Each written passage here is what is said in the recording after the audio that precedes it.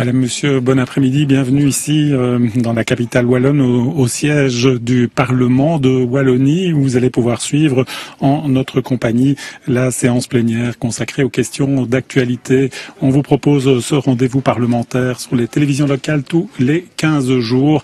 Et là, vous le découvrez sur les images. Est-ce l'effet du printemps, des fortes chaleurs? Il n'y a pas encore grand monde dans les travées de ce Parlement. Il faudra rapidement battre le rappel. Alors cette séance plénière de ce matin, eh bien, elle était consacrée notamment à l'examen d'une proposition de décret importante dans le cadre du bien-être animal qui est une des compétences de la Wallonie.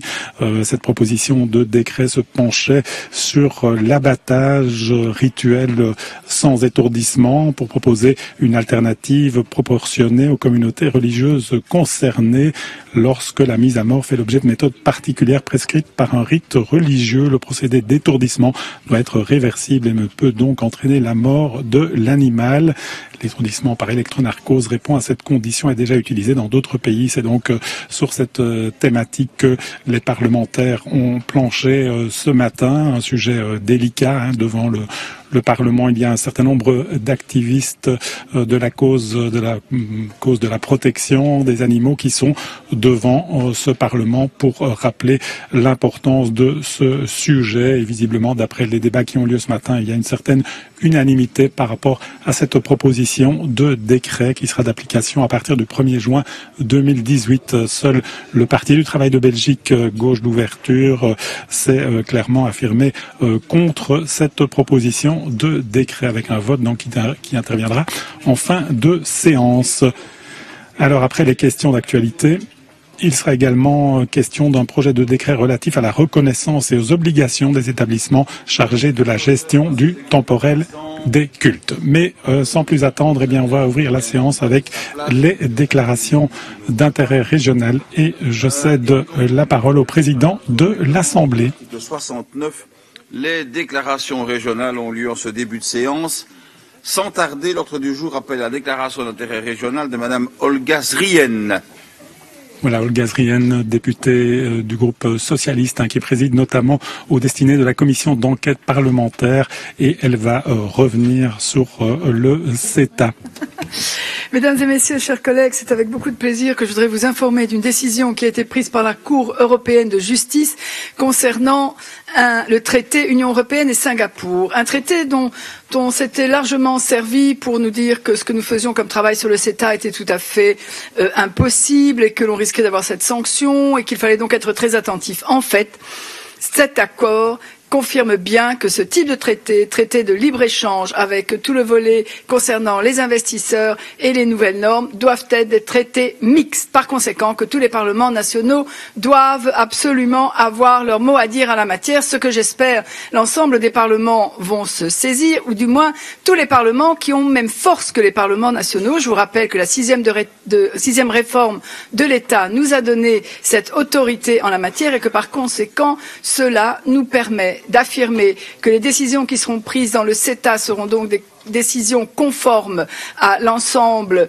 des accords qui ont été pris. Je rappelle aussi que nous attendons toujours de l'État fédéral qu'il puisse nous permettre de vraiment terminer cet accord pour autant qu'il aille déposer les requêtes que nous avons aussi fait toujours en accord avec lui. Et enfin, il nous semble tout à fait décisif que cet accord qui a été pris par la Cour européenne de justice devienne une véritable jurisprudence, ce qui permettrait enfin au traité européen d'avoir pleine valeur et surtout de correspondre aux attentes des citoyens.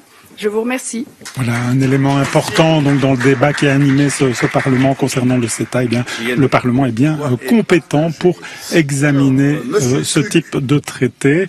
Alors on poursuit maintenant avec un autre sujet, un autre député, c'est Jean-Luc Cruc, bourgmestre de Frasnes-Léanvin, qui va intervenir à propos notamment de la couverture des zones rurales au niveau de la téléphonie. Les zones rurales connaissent les difficultés qu'ils partagent avec de nombreux concitoyens, à savoir celle de ne pas pouvoir disposer du réseau Internet, des facilités d'aujourd'hui par rapport à ce que l'on connaît dans les grandes villes où forcément les réseaux sont des réseaux extrêmement rapides. Et bien grâce à une expérimentation qui, avec toute modestie, je le dis, vient de se dérouler depuis 9 mois sur le territoire de la commune de Frasnes-Lanvin, mais surtout grâce à une spin-off wallonne, Tessares pour ne pas la citer, en liaison avec un opérateur bien connu.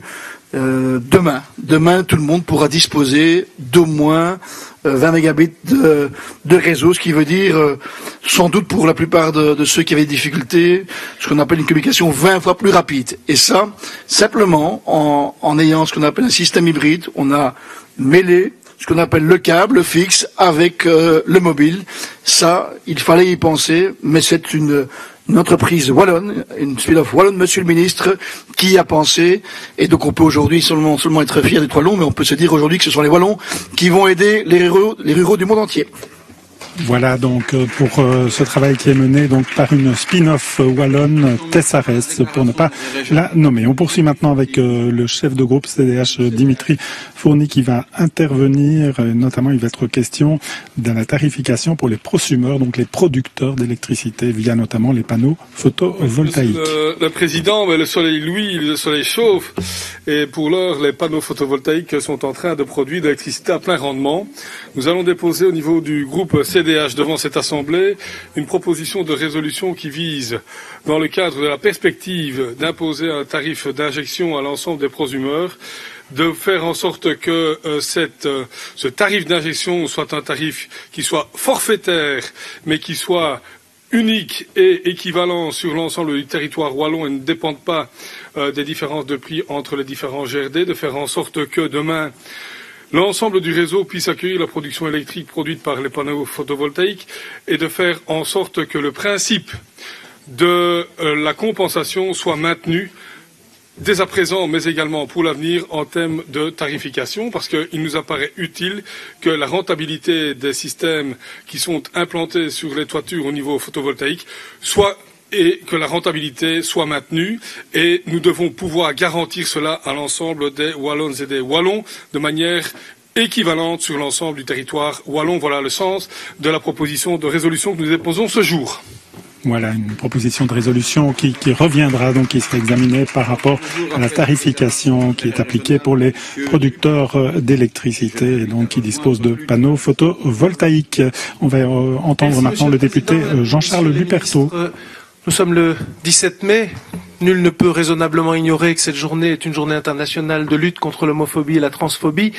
À cet égard, il m'apparaît important de souligner à quel point notre pays a toujours et de longue date été précurseur en matière de droits au bénéfice de la communauté LGBTI, lesbiennes, gays, trans, bi et intersexués. À ce titre, il m'apparaît important d'en appeler parce que l'homosexualité et tout ce qui concerne les LGBTI peut encore pour certains poser un certain nombre de problèmes ou être mal considéré, qu'un certain nombre de droits et de protections doivent continuer à être assurés et qu'il est important d'en appeler au ministre en charge de l'égalité des chances sur cette thématique en collaboration avec les autres niveaux de pouvoir, qu'il s'agisse des niveaux de pouvoir fédéral ou des entités fédérées, avec 2 focus particuliers. Le focus lié aux personnes transsexuelles qui sont encore trop régulièrement victimes de violences. 4 personnes transsexuelles sur 5 dans notre pays sont victimes de violences de manière récurrente et régulière.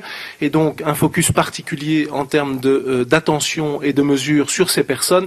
Et puisque c'est la thématique choisie cette année par les organisateurs de la Marche des Fiertés à Bruxelles ce samedi, les personnes réfugiées homosexuelles ou LGBTI auxquelles il conviendrait de ne pas appliquer pour les considérer les cadres de référence occidentaux, puisqu'ils viennent de contrées et de pays où être LGBTI peut s'exprimer de façon différente et où pour les appréhender, il conviendrait de ne pas les appréhender au travers des référentiels occidentaux régulièrement admis. Je vous remercie. Voilà, un rappel important pour lutter contre les discriminations, cette journée du 17 mai. Voilà, on termine avec les déclarations d'intérêt régional et on va tout de suite entamer les questions urgentes. Et là, je vous le rappelle, le ministre est convoqué mais ne connaît pas l'objet de cette question. Il va la découvrir. Et donc, c'est Marie-Françoise Nicaise pour le groupe MR qui va ouvrir le feu de ces questions. Voilà, elle est en train de la chercher là pour le moment dans ces documents, mais en principe, oui, voilà. Donc, on ne peut pas venir avec un papier pour exposer cette question. Donc, il faut une bonne mémoire et on va découvrir ensemble le thème de cette question de Marie-Françoise Nicaise. Je vous remercie, Monsieur le Président. Monsieur le Ministre, il y a un an, vous annonciez un plan pour réduire l'absentéisme en ce qui concerne les fonctionnaires. Alors aujourd'hui, dans plusieurs journaux, des chiffres sont sortis. Ils sont alarmants parce qu'effectivement, malgré votre plan, ces chiffres sont de nouveau en progression positive. Et donc, je voulais connaître vos intentions pour l'avenir. Voilà, donc une question qui est déjà venue ici lors des questions d'actualité concernant l'absentéisme dans les rangs de la fonction publique wallonne. Et c'est le ministre en charge du dossier qui va répondre à cette question. Christophe Lacroix. La question est pertinente et j'ai été aussi interpellé par les statistiques produites à l'occasion d'un article de presse ce jour. Le plan bien-être a été adopté à l'été 2016 et les administrations ont rentré leurs propositions dans le courant 2017. Donc il est un peu trop tôt pour en tirer des conclusions puisqu'effectivement les implémentations des mesures qui étaient prévues dans le plan bien-être ne sont pas encore mises en œuvre sur le plan concret. Par contre, on peut remarquer en tout cas de l'étude que j'ai faite pour réduire le temps de travail des fonctionnaires, notamment qui exercent des métiers pénibles, c'était notamment pour lutter contre l'absentéisme dans cet âge-là. Et on s'est aperçu qu'effectivement, à partir de 45 ans, pour les fonctionnaires ouvriers, par exemple, routiers, ouvriers forestiers, qui exercent des métiers donc pénibles, à partir de 45 ans jusqu'à l'âge de 65 ans, on observait une augmentation de l'absentéisme. Donc je pense qu'à travers la réduction du temps de travail, à travers un meilleur contrôle de la politique de lutte contre l'absentéisme et un renforcement des mesures, notamment avec MedConsult, nous devrions pouvoir atteindre dès 2018 les objectifs que nous étions assignés. Je vous remercie pour votre question. Madame Nicaise, pour une courte réaction. Oui, il est vrai, Monsieur le Ministre, que vous aviez misé beaucoup sur la réduction du temps de travail qui ne concerne qu'une partie des fonctionnaires, c'est-à-dire les plus de 60 ans exerçant des métiers à caractère pénible. Mais je pense que votre plan comprend d'autres mesures dont il faudra attendre également l'évaluation. Je vous remercie. Voilà donc qui clôture l'échange sur ce sujet. Nous allons maintenant aborder la question suivante. Elle sera posée par le chef de groupe CDH Dimitri Fourny au ministre Christophe Lacroix. Monsieur le ministre, le CRISP vient de sortir un rapport concernant la transition énergétique et la cacophonie que la matière génère, en tout cas en Belgique, la manière dont elle est gérée, que ce soit au niveau de la multiplication des niveaux de pouvoir, la multiplication des politiques, la diversité de celles-ci, le manque d'harmonisation. Cela donne une image assez brouillonne de la manière dont la Belgique gère cette matière pour l'avenir et vis-à-vis du monde européen. Et donc, la question qui se pose est de savoir, maintenant que vous présidez la Commission nationale au niveau de la transition énergétique, la manière dont vous allez appréhender ce rapport et la manière dont vous allez pouvoir mettre en œuvre une structuration un petit peu plus efficace de la gestion de ce dossier. D'autant qu'on apprend encore la semaine dernière que la ministre Marguem annonce un report, une volonté de reporter les échéances de 2020 à 2030, que l'Europe la rappelle à cette voie et lui indique qu'il y a des objectifs impératifs à suivre et que l'Europe est prête à soutenir la Belgique. Quelles sont les mesures que vous allez prendre, les initiatives que vous allez prendre dans le cadre de cette présidence que vous assumez maintenant et au regard de la cacophonie telle que dévoilée ou en tout cas mise en lumière aujourd'hui au travers du rapport du CRISP? Voilà un rapport du CRISP, donc le Centre de recherche et d'information sociopolitique sur la transition énergétique. Un document très, très intéressant qui analyse la situation belge.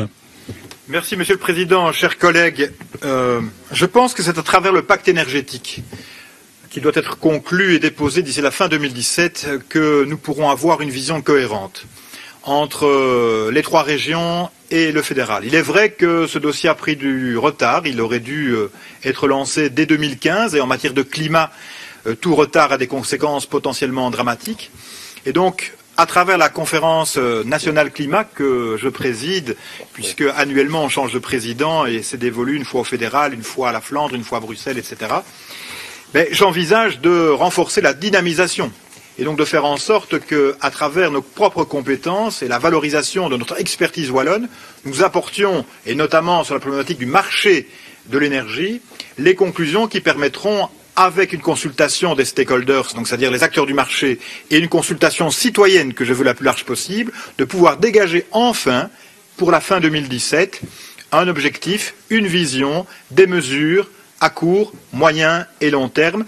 La Wallonie veut atteindre le 100% de renouvelables à l'horizon 2050. La Wallonie travaille. Nous allons continuer et essayer de rassembler autour de nous, autour des mêmes convictions et des mêmes enjeux, les deux autres régions et l'État fédéral.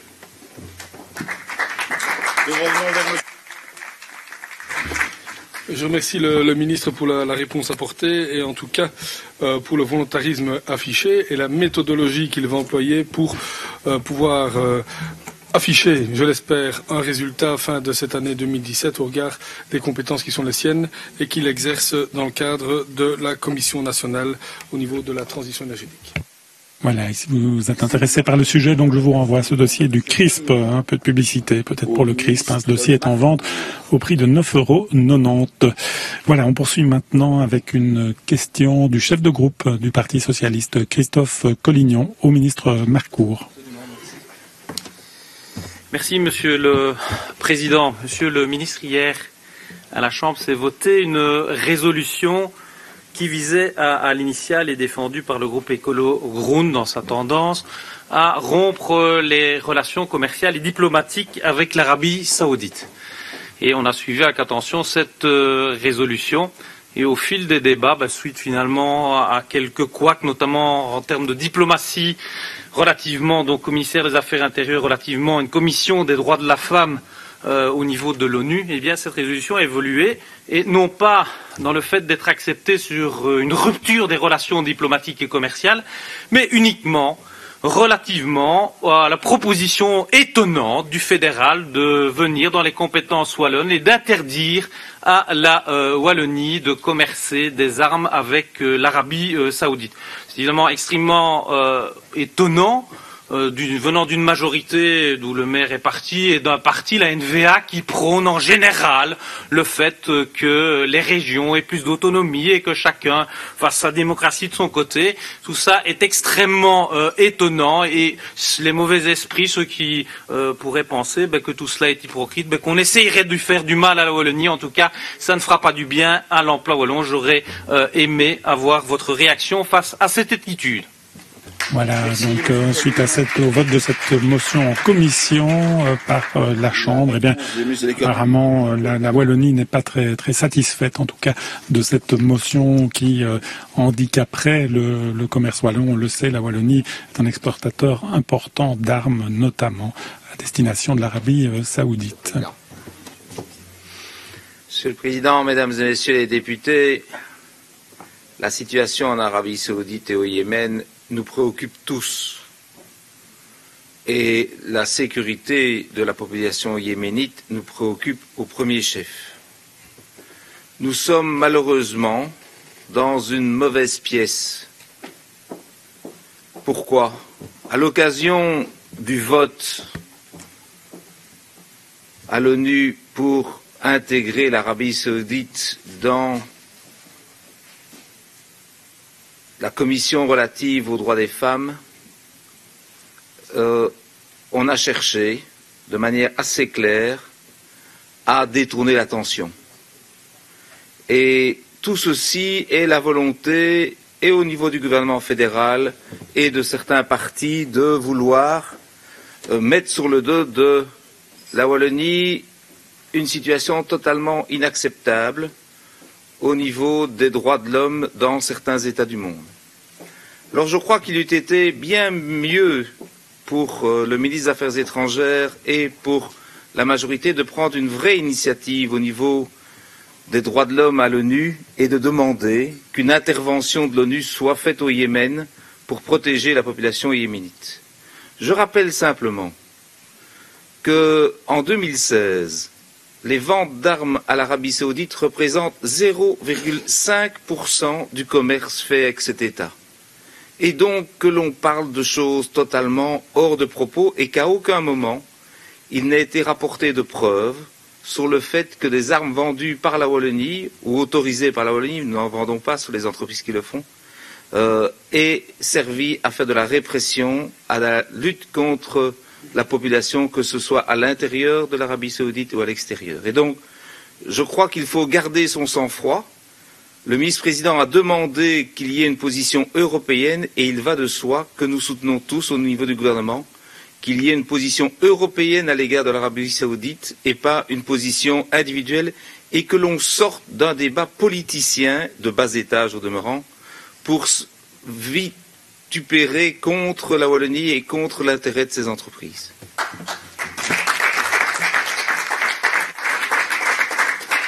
Monsieur Collignon. Bien, je remercie le ministre pour sa détermination. Je crois qu'il a remis les choses à leur place. Je regrette évidemment l'hypocrisie de ce dossier et la position du MR, clairement, qui est extrêmement hypocrite. C'est comme si vous demandiez, pour que l'on puisse s'arrêter de fumer, de dire on ne va pas interdire la cigarette, mais on va interdire certains distributeurs et comme ça, il est évident que les autres distributeurs, pour ne pas les citer, pour faire de la pub en disant Marlboro, Camel peuvent continuer mais pas Kent. C'est totalement absurde et idiot, ce d'autant plus qu'on stigmatise une nouvelle fois la Wallonie, mais sachez que votre point de vue sera relayé à Liège. Voilà donc pour l'échange suite à cette motion adoptée par le Parlement fédéral et l'avis qui est donné ici notamment par le Parti socialiste sur cette motion. Voilà, alors que le débat continue ici, mais les micros ne sont pas allumés entre le groupe MR et le groupe socialiste. On s'énerve à nouveau, évidemment. Bien, est-ce que tout est dit sur cette question? Voilà, je pense que tout n'est pas dit sur la question, qui mériterait de plus longs débats, mais on revient maintenant aux questions d'actualité. Et là, effectivement, les ministres sont au courant des sujets. Et la première ministre qui sera sous le feu d'une question, c'est Éliane Thieu. Il sera question de déclarations récentes de l'administratrice générale du Forum dans la presse. Et c'est Pierre-Yves Jolet, chef de groupe MR, qui pose cette question. Merci, Monsieur le Président. Monsieur Collignon, on va parler d'emploi avec la ministre de l'Emploi ou la ministre du Chômage. Parce que moi, je vais être très clair. Vous avez l'administratrice générale du Forum, qui est probablement la vraie ministre de l'Emploi, tant l'immobilisme de la ministre actuelle est latente aujourd'hui. Madame la ministre, quel est votre bilan? Quel est votre bilan après 3 ans, alors qu'on a une administratrice générale qui vient faire aveu qu'on ne sait rien faire, qu'on met des milliards d'euros dans le Forum, dans la formation en Wallonie, qu'on n'arrive pas à créer de l'emploi, contrairement à des mesures au fédéral, que le chômage diminue. Vous jouez sans arrêt sur la diminution du taux de chômage grâce à M. Di Rupo et les mesures qu'il a pu prendre par rapport à l'activation du chômage. Mais aujourd'hui, par rapport à cette interview, Madame la Ministre, moi je souhaiterais vous poser quelques questions. Il n'y aura pas d'emploi pour tout le monde en Wallonie. Il y a 59 métiers en pénurie de main-d'œuvre. Que comptez-vous enfin faire pour former nos jeunes et nos moins jeunes par rapport à ces métiers en pénurie? Deuxième élément, et l'analyse du contrat de gestion 2011-2016 en témoigne, les objectifs n'ont pas été atteints en matière de formation, en matière d'accompagnement. Il y a de moins en moins de personnes accompagnées, il y a de moins en moins de demandeurs d'emploi qui suivent des formations. C'est quand même paradoxal quand on voit la situation en Wallonie. Quand allez-vous prendre le taureau par les cornes? Madame la ministre, une question également très précise. Quand on se dit l'administratrice générale, elle a raison. Il y a des personnes qui sont éloignées du marché du travail. Qu'allez-vous faire? Alors on parle de mesures sociales, de contact avec le milieu associatif. Quelles sont vos mesures? Quelles sont vos solutions? Quand on parle, on découvre que les migrants ne parlent pas le français. Quelles sont les synergies avec votre collègue du gouvernement par rapport au parcours d'intégration qu'on a rendu obligatoire, notamment pour apprendre le français? Et puis, il y a ce nouveau logo, nouvelle visibilité du Forum. Comptez-vous suivre les mesures annoncées par le ministre-président? Voilà quelques questions précises, je conclus, Monsieur le Président, par rapport à ce défi essentiel en matière d'emploi et de formation, et surtout par rapport à votre immobilisme dans ce secteur. Voilà, question donc par rapport aux déclarations de l'administratrice générale du Forum qui déclarait dans la dernière heure, il n'y aura pas d'emploi pour tous. Voilà la phrase qu'elle a prononcée. C'est la ministre de l'Emploi, Éliane Thieu, que l'on va entendre. Bonjour Monsieur le Président et bonjour à tous. On met l'ambiance au moins quand on élève le ton comme ça, mais je vais rester tout à fait calme et sereine et réexpliquer que le Forum est un organisme d'intérêt public avec son autonomie de gestion, avec un comité de gestion qui est géré paritairement. Alors quel est le rôle d'une ministre dans ce cadre-là? Le rôle du ministre, du ou de la ministre, c'est évidemment de définir le cadre dans lequel cette OIP fonctionne. C'est de vérifier que les missions qui lui ont été confiées, notamment via le contrat de gestion, sont bien accomplies, avec efficience. L'article auquel vous vous référez est un article qui se fonde sur l'audition que votre Parlement a sollicitée de l'administratrice générale, audition qui s'est déroulée en commission de l'emploi et du Parlement, il y a une quinzaine de jours déjà, et à laquelle d'ailleurs vous avez assisté en partie. Alors, quels sont les constats qui ont été mis en avant? Dans l'article, il n'y a rien de différent par rapport à ce qui a été déclaré en commission en soi.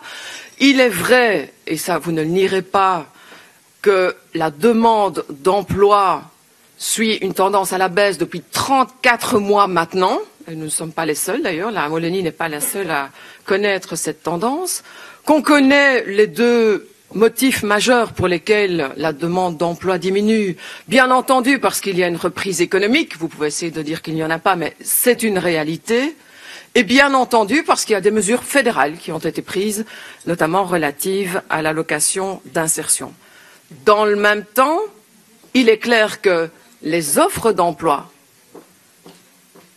enregistre une tendance à la hausse. C'est aussi une réalité, c'est aussi ce que déclare Madame Van Bockestal dans son interview et à la fois ce qu'elle a expliqué dans notre commission parlementaire.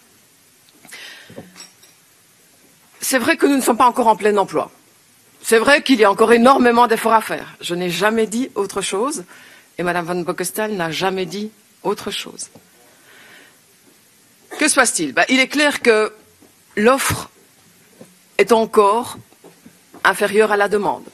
Et donc il y a mathématiquement une difficulté majeure. Mais il y a surtout aussi, et c'est là-dessus que l'on peut travailler fondamentalement, il y a aussi cette question du manque d'adéquation entre les compétences qui sont attendues par les employeurs et les entreprises et les compétences qui sont offertes par l'ensemble des demandeurs d'emploi. Et là, nous pouvons agir. Et là, il y a, je vois que le temps est écoulé, qu'on me rappelle à l'ordre. Effectivement, je pense que l'on peut agir. Il y a des centres de compétences, il y a des formations qui sont proposées, que ce soit par le Forum lui-même, que ce soit par tous les partenaires, que ce soit des formations en alternance. Tous ces dossiers, nous les étudions, Monsieur Jolet, et bien sûr qu'on avance, mais il est clair qu'une réforme des aides à l'emploi ne se décrète pas comme se décrète un saut d'annexe. Je vous remercie.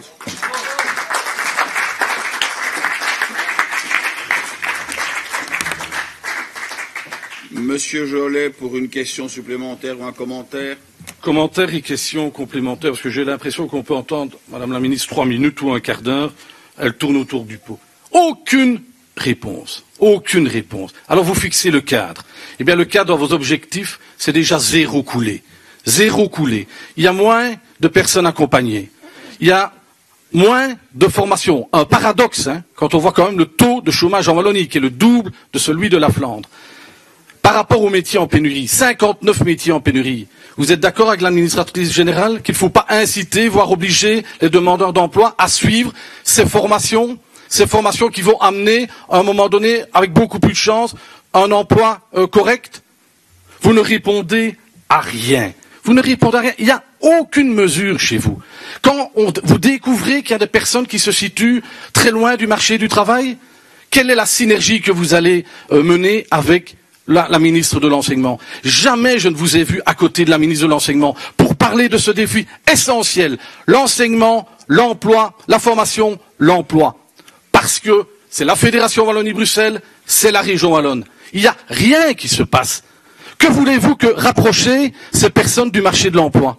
Comment voulez-vous resociabiliser des gens? Ils se disent, ah mais vous savez, il y a des personnes qui ne savent pas se lever, qui mettent leur casquette, qui sont au GSM en permanence, etc. Qu'allez-vous faire? On parle de contact avec le milieu associatif. Quelles sont les démarches que vous prenez? Vous ne prenez aucune démarche. Et simplement une question, Madame la Ministre, vous êtes d'accord avec l'administratrice générale? Il ne faut pas inciter les demandeurs d'emploi, voire les obliger à suivre des formations par rapport au métier en pénurie, oui ou non? Merci, Monsieur Jolet. La réponse de Madame la Ministre. Bon, je sais que Monsieur Jolet voudrait évidemment réenclencher un débat. Je n'utiliserai pas ce temps de parole aujourd'hui puisque c'est un débat que nous avons régulièrement en commission. La question a été posée. Il vous suffira, je vous ai écouté calmement. Je demande que vous m'écoutiez calmement de la même manière. Vous lisez le compte-rendu de la commission. Ces questions sont abordées à chaque séance de commission. Les parlementaires qui participent à notre commission vous l'expliqueront, si vous le souhaitez, dans votre groupe ou bien dans un des autres groupes de notre Parlement. Alors, pour le commentaire final, Monsieur Jolet.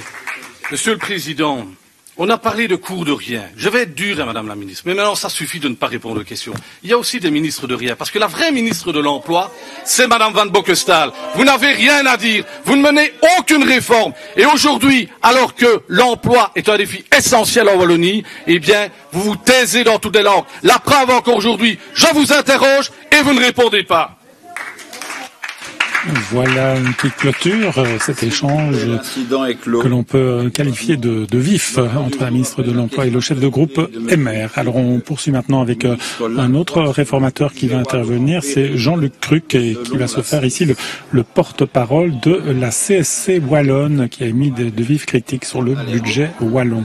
On va écouter Monsieur Cruc. Monsieur Collignon se rassure, je ne suis pas l'avocat de la CSC, par contre je lis ce que les uns et les autres disent, et donc je vois que un syndicat proche de la majorité commence aujourd'hui à avoir d'énormes craintes à l'égard du budget wallon.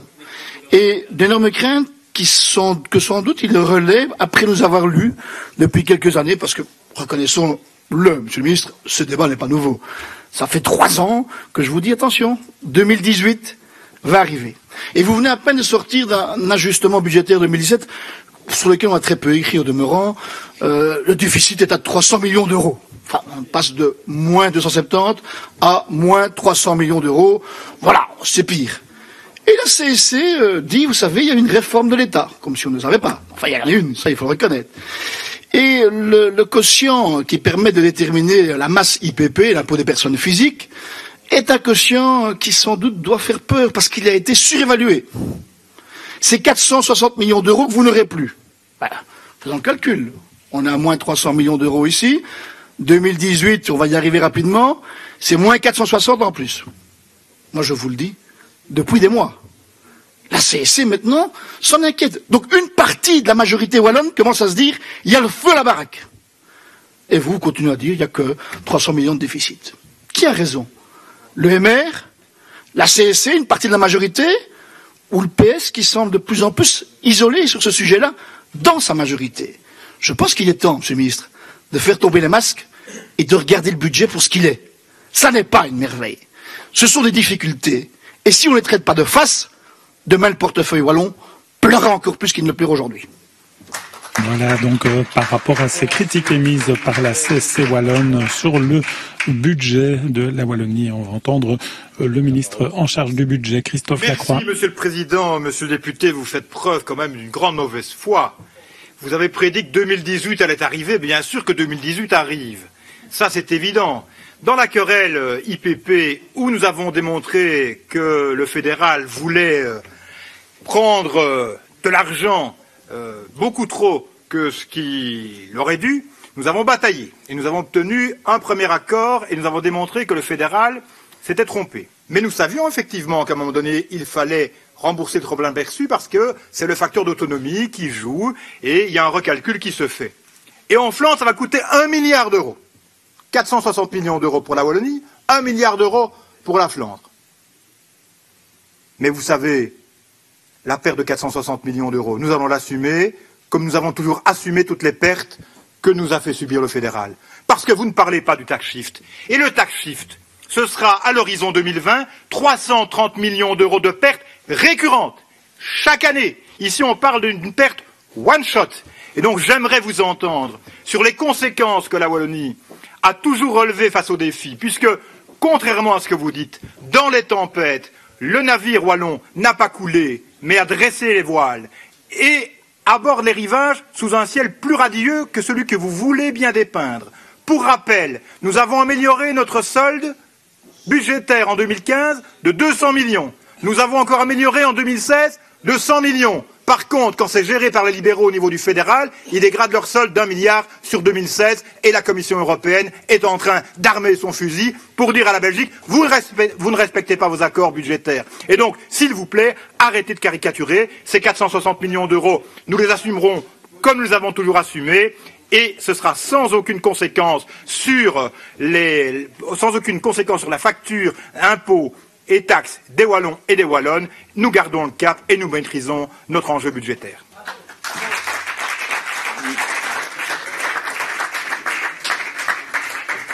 Nous revenons vers vous, Monsieur Kruck. Merci, Monsieur le Président. J'imagine que le Wallon qui nous regarde et la Wallonne qui nous regarde ne doit plus rien comprendre.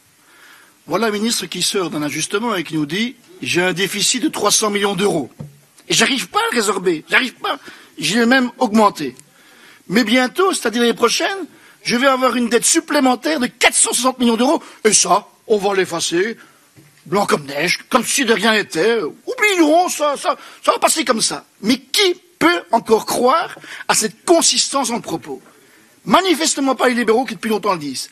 Manifestement plus la CSC qui aujourd'hui tire la sonnette d'alarme. Et la compensation, ce serait quoi? Oh, vous savez, en Flandre, ça va être 1 milliard d'euros.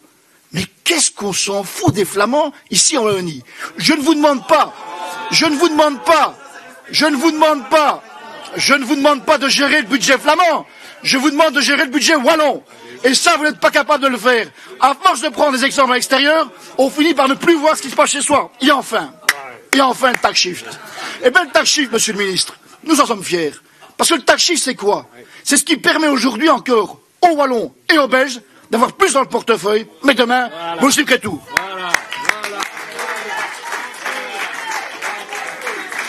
Monsieur le Ministre.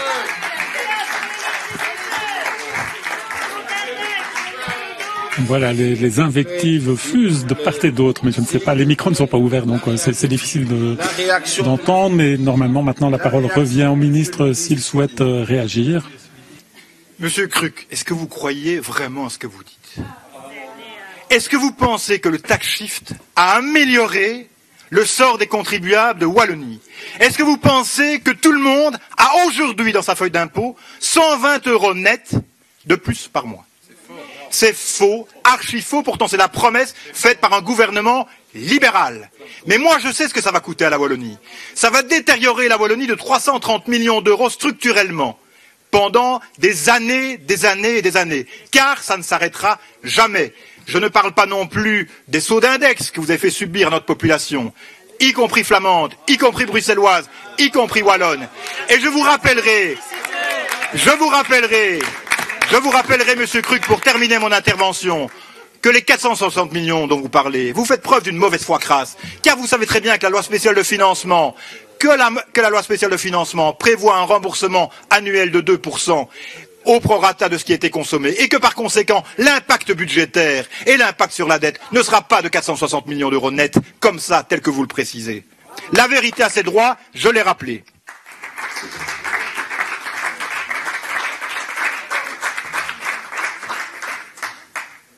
Je vous en prie, Monsieur Kruck. Merci, Monsieur le Président. Non seulement, Monsieur le Ministre, je crois à ce que je dis, et je crois d'autant plus qu'aujourd'hui, je vois que nous sommes rejoints, même par un syndicat de gauche, la CSC. Ça n'est pas pour me rassurer, c'est de se dire que de temps en temps, à gauche, il y en a encore qui voient clair, qui veulent voir clair. Par contre, je ne crois pas à ce que vous dites. Vous nous avez promis de supprimer pour 200 millions la taxe redevance. 120. Vous nous l'avez promis. 120. Ou c'est 120, lisez Testacha, ce qu'ils vous disent. Vous allez voir comme ils vous crédibilisent encore. Donc je ne crois plus à ce que vous dites. Non seulement je ne crois plus, mais en plus, j'ai des craintes. Pas pour votre santé mentale. J'ai des craintes pour autre chose. Pour la santé du portefeuille wallon. Parce que si vous n'avez pas senti les 100 € en plus, ce que je pourrais comprendre, chez vous, ça passe peut-être sur votre carapace d'indifférence. Chez la majorité des Wallons, Ils l'ont ressenti. Par contre, ce qu'ils vont ressentir aussi, c'est ce que vous venez d'annoncer. Les 460 millions d'euros, eh bien, on va les échelonner sur les générations à venir. Enfants, petits-enfants wallons, grâce aux socialistes, vous serez dans la dèche. Et moi, toute ma vie, je me battrai contre ça. Voilà qui clôture ce vif échange, et pour en savoir plus par rapport à l'analyse de la CSC Wallonne, je vous renvoie au site du syndicat chrétien qui analyse donc le budget wallon. On poursuit maintenant avec Christophe Collignon avec une question sur les intercommunales wallonnes qui reviennent de nouveau sur le devant de la scène de cette séance plénière. Vous avez la parole, monsieur le député. Bien, merci, monsieur le président. Donc, à travers la presse d'hier, nous avons appris que diverses intercommunales étaient visées par quelques actions judiciaires, et je vais me concentrer donc sur ce que la presse nous a appris relativement à l'intercommunale de distribution de gaz et d'électricité, à savoir Aurès, qui fait état notamment de problèmes de gouvernance relativement au nombre d'administrateurs, relativement à un nombre de comités de secteur peu ou pas actifs, et donc à diverses difficultés que l'on retrouve malheureusement dans d'autres dossiers qui ont fait que dans ce Parlement nous avons tenu une commission d'enquête dont je tiens ici à saluer le travail. Parce que je pense que ce travail a été fait en toute indépendance et que les conclusions des différents commissaires, toutes couleurs confondues, sont des conclusions courageuses qu'il faudra tenir pour pouvoir mettre de l'ordre dans finalement ce qui est quelque chose qui est essentiel à notre démocratie, à savoir que les communes s'unissent pour rendre un service plus performant à la collectivité. Et dès lors, ce qui m'a d'ailleurs perturbé, c'est aussi l'autre information qui est parue à travers la presse, à savoir les négociations relativement au rachat du réseau. Je crois que M. Jolet s'exprimera également relativement à cela, qui, selon certains experts, aurait été surévalué en faveur de l'opérateur historique, je veux nommer Electrabel, donc relativement à un rachat de réseau de l'ordre de 400 millions d'euros, alors que certains l'estimaient à tout le moins en valeur haute à 300 millions d'euros. Tout cela, évidemment, pose question par rapport à l'intérêt de l'actionnaire primaire, à savoir les communes et, à travers eux, nos concitoyens. Et donc, dès lors, Monsieur le ministre, je souhaiterais savoir si, relativement à ces informations, vous avez pu prendre attitude et en tout cas indaguer, parce que je ne suis pas de ceux qui prennent à brûle pour compte des informations qui sont transmises à travers la presse, même s'il y a des informations judiciaires, la présomption d'innocence existe encore dans ce pays, mais néanmoins, je pense que la clarté doit aussi intervenir pour cet opérateur qui est un opérateur majeur en Wallonie. Voilà, question donc concernant Aurès, et je pense qu'il y avait une deuxième question jointe, oui, effectivement, donc par Pierre-Yves Jolet, donc sur le thème d'Aurès, la montée en puissance, donc le rachat des parts détenues par Electrabel dans ce distributeur. Voilà, on écoute maintenant le député Pierre-Yves Jolet. Le secteur de l'énergie fait beaucoup parler de lui, et c'est vrai que hier un média soulevait une information judiciaire à l'initiative du parquet de Nivelles, et manifestement par rapport à une plainte, ou en tout cas de l'agitation, légitime ou pas, d'un conseiller communal socialiste à l'égard d'Aurès, et notamment au rachat d'Aurès des parts d'Electrabel.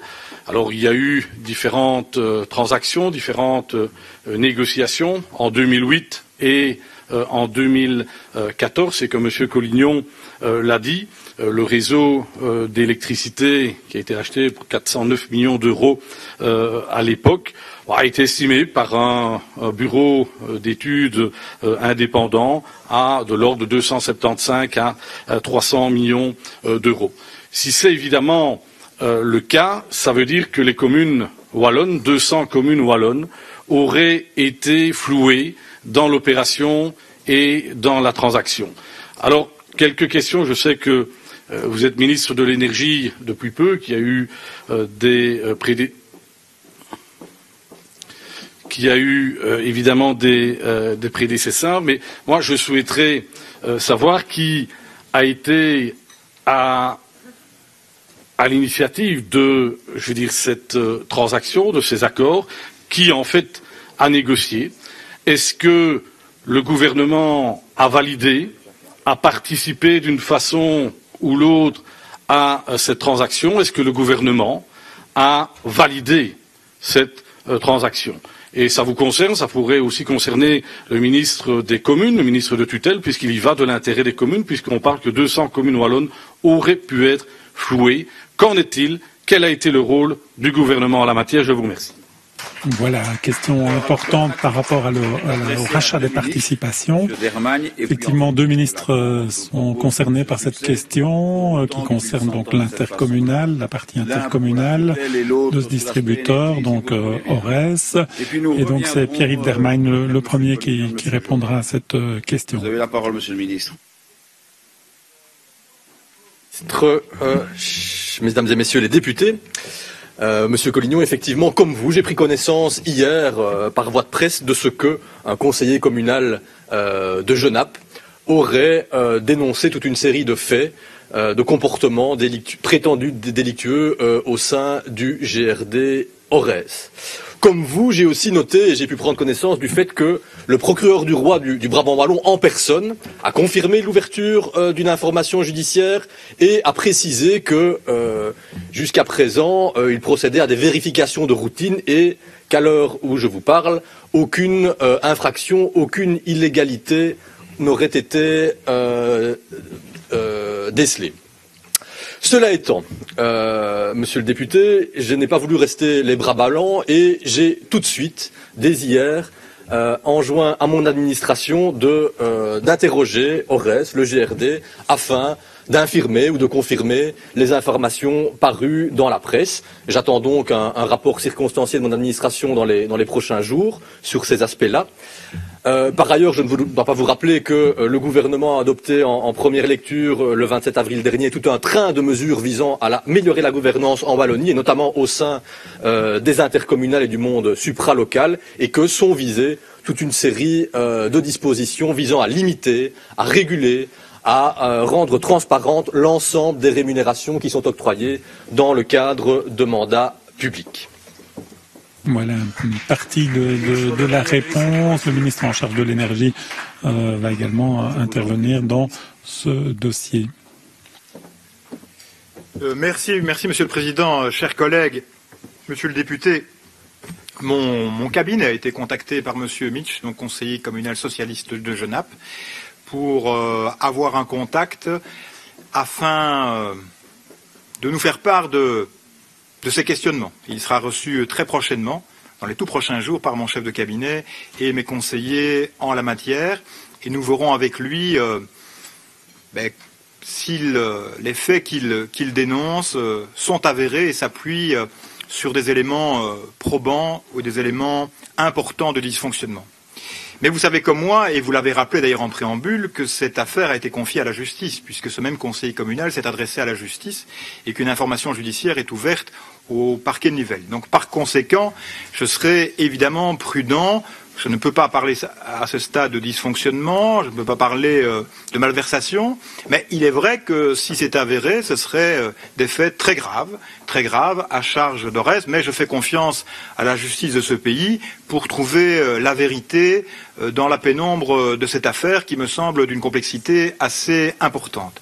Cela étant dit, comme ministre de l'Énergie, je n'ai pas été consulté pour cette opération de rachat des parts d'Electrabel, parce que le ministre de l'Énergie n'a pas à être consulté et n'a pas à valider ces opérations. Et donc, selon mes informations, il n'y a eu aucune interrogation ou aucun dossier qui a été porté à la connaissance de mon prédécesseur en charge de l'énergie, puisque effectivement, comme ministre de l'énergie, nous n'avons pas à cautionner ni à valider une telle opération. Voilà donc à ce stade ce que je peux vous répondre. Donc l'affaire peut être grave si elle s'avère être réelle, et j'attends effectivement que la justice fasse son travail.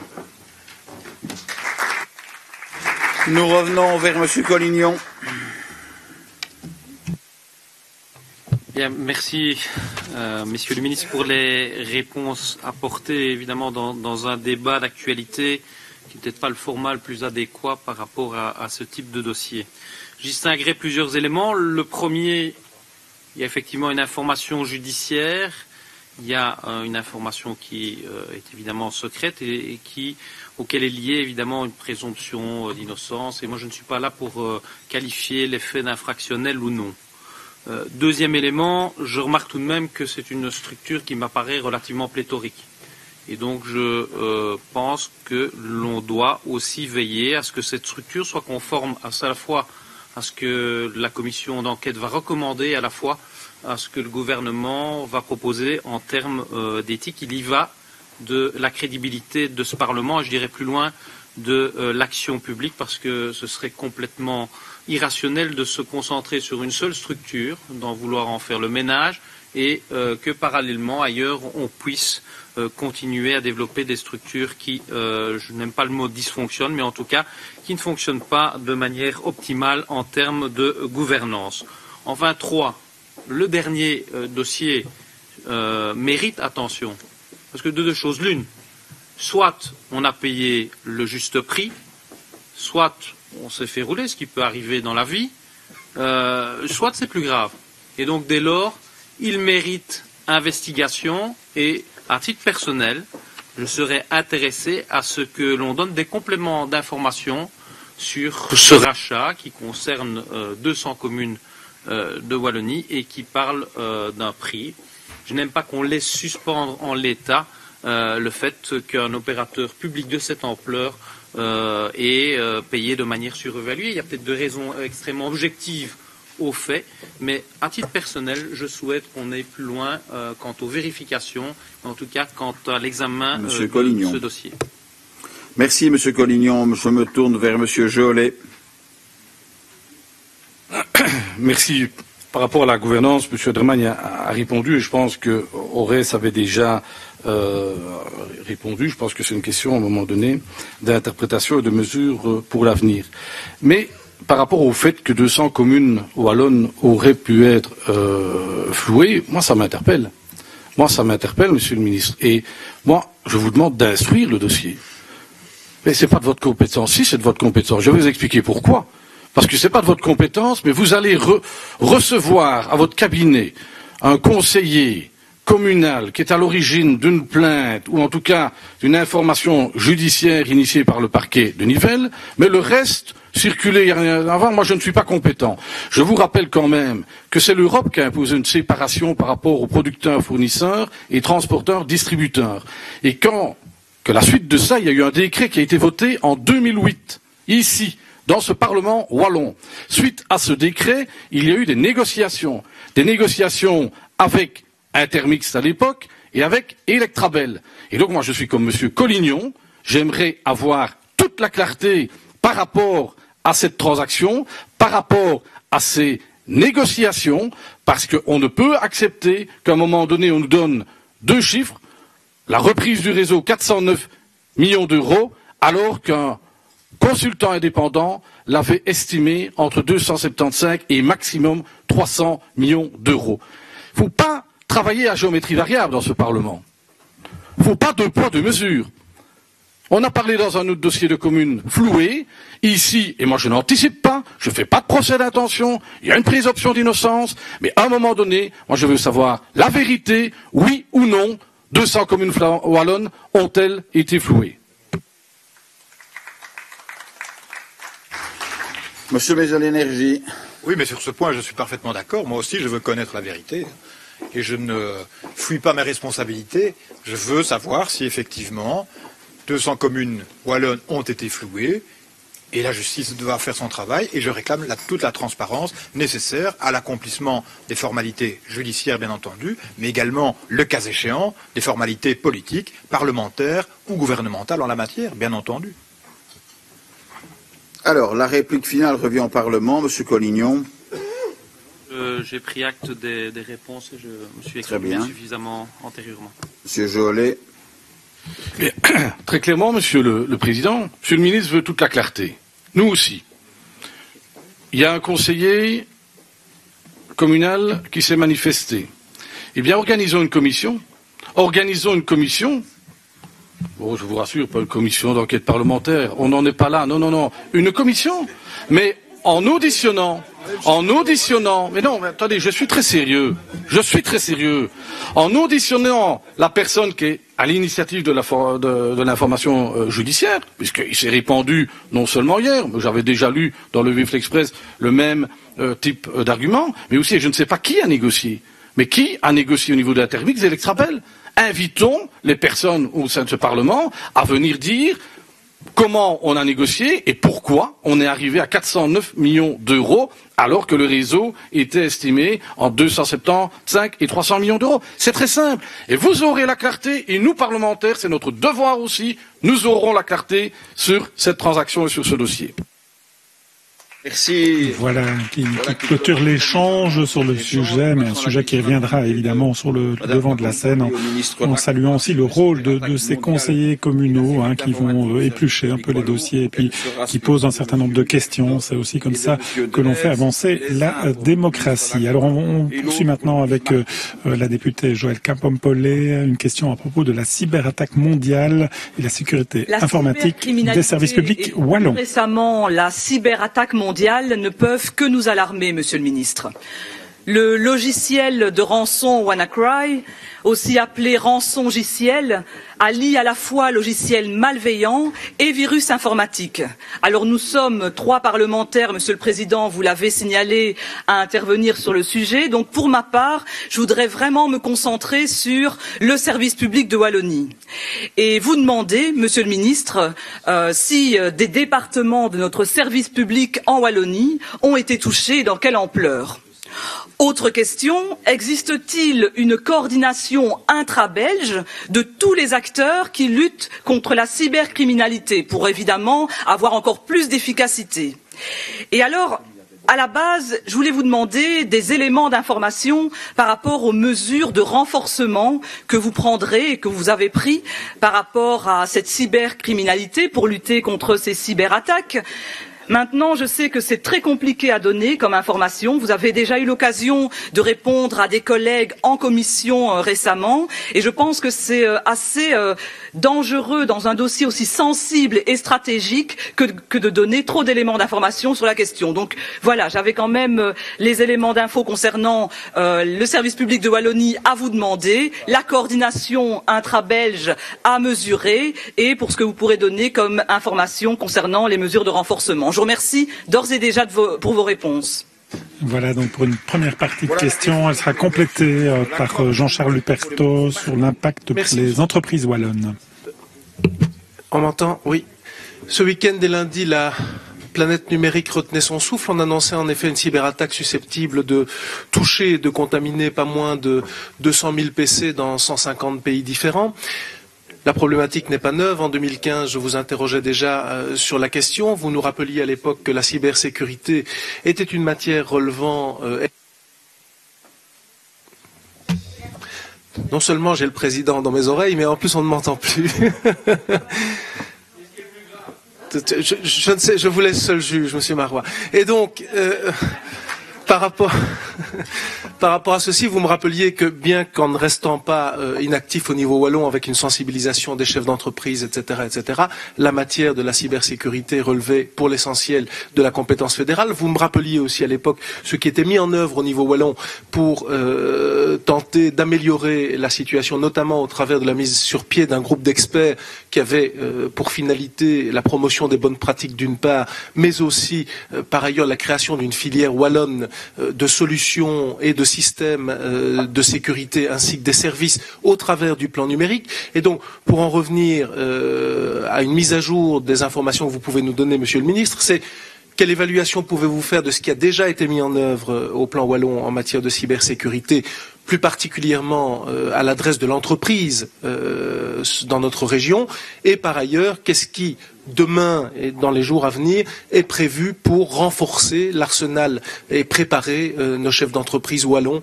à faire face à ces questions essentielles liées à la cybersécurité. Je vous remercie déjà. Voilà, et on reste sur cette même thématique, donc cette cyberattaque qui a fait 200 000 victimes, essentiellement des entreprises dans au moins 150 pays. Et la question sera complétée aussi par le député Benoît Drèze au nom du CDH. Chers collègues, messieurs les ministres, le sujet est manifestement pris au sérieux puisque nous sommes 3 à intervenir. Mon entrée porte sur le même objet que Mme Kapompolé, à savoir l'administration publique. WannaCry Pompolé a indiqué pour le surplus par rapport à ces logiciels malveillants que depuis 2-3 heures, la presse nous informe en Belgique et ailleurs qu'un autre virus est à l'œuvre et semble-t-il depuis plus longtemps, de manière plus discrète, mais peut-être plus redoutable encore et plus rentable pour ceux qui les lancent, puisque ici on parle non pas de rançonner quelqu'un et donc d'avoir son accord, mais de produire de la monnaie virtuelle à l'insu de l'utilisateur qui ne se rend donc pas compte de ce qui se passe et semble-t-il c'est en cours depuis plusieurs jours voire plusieurs semaines. Et il y en aura d'autres assurément. J'ai entendu aujourd'hui quelqu'un dire que le phénomène serait plus déstabilisant pour nos sociétés que le terrorisme et c'est peu dire. Monsieur le ministre Lacroix, dans notre administration dont on sait, et vous nous en parlez régulièrement, que l'outil informatique est à la fois précieux et souvent obsolète, puisque les machines obsolètes sont les plus sensibles. Pouvez-vous nous faire un état des lieux sur les failles potentielles au niveau de nos matériels? Est-ce que les mises à jour des systèmes d'exploitation, des pare-feux, des antivirus se fait régulièrement? Est-ce que nos administrations sont sensibilisées? Et est-ce que vous pensez prendre en parallèle à ce qui est fait, semble-t-il, par votre collègue M. Marcourt dans le domaine des PME, il va sûrement en parler, à savoir de promouvoir des audits de cybersécurité? Est-ce que nos administrations, nos EIP, font l'objet de ce type d'audit? On dit dans la presse si les attaques s'en prennent aux banques ou aux aéroports pendant que les avions en vol, on peut imaginer la catastrophe. Mais si par exemple le forum est paralysé, si l'administration fiscale est paralysée, on aura des catastrophes d'autres ampleurs et qui vont impacter tout autant les citoyens. Donc j'espère que vous pourrez sinon nous rassurer, nous dire que vous avez la main sur ces sujets. Voilà, donc troisième question donc, sur le sujet de cyberattaque. La réponse sera partagée entre deux ministres. Le ministre Lacroix. Et c'est le ministre Christophe Lacroix, donc en charge des administrations wallonnes, qui va d'abord répondre à cette question. Thierry les premiers, messieurs les Anglais, a dit un personnage important de l'histoire. Je ne suis pas un personnage important de l'histoire, mais je vais essayer d'apporter quelques éclaircissements sur les dossiers dont vous vous faites l'écho.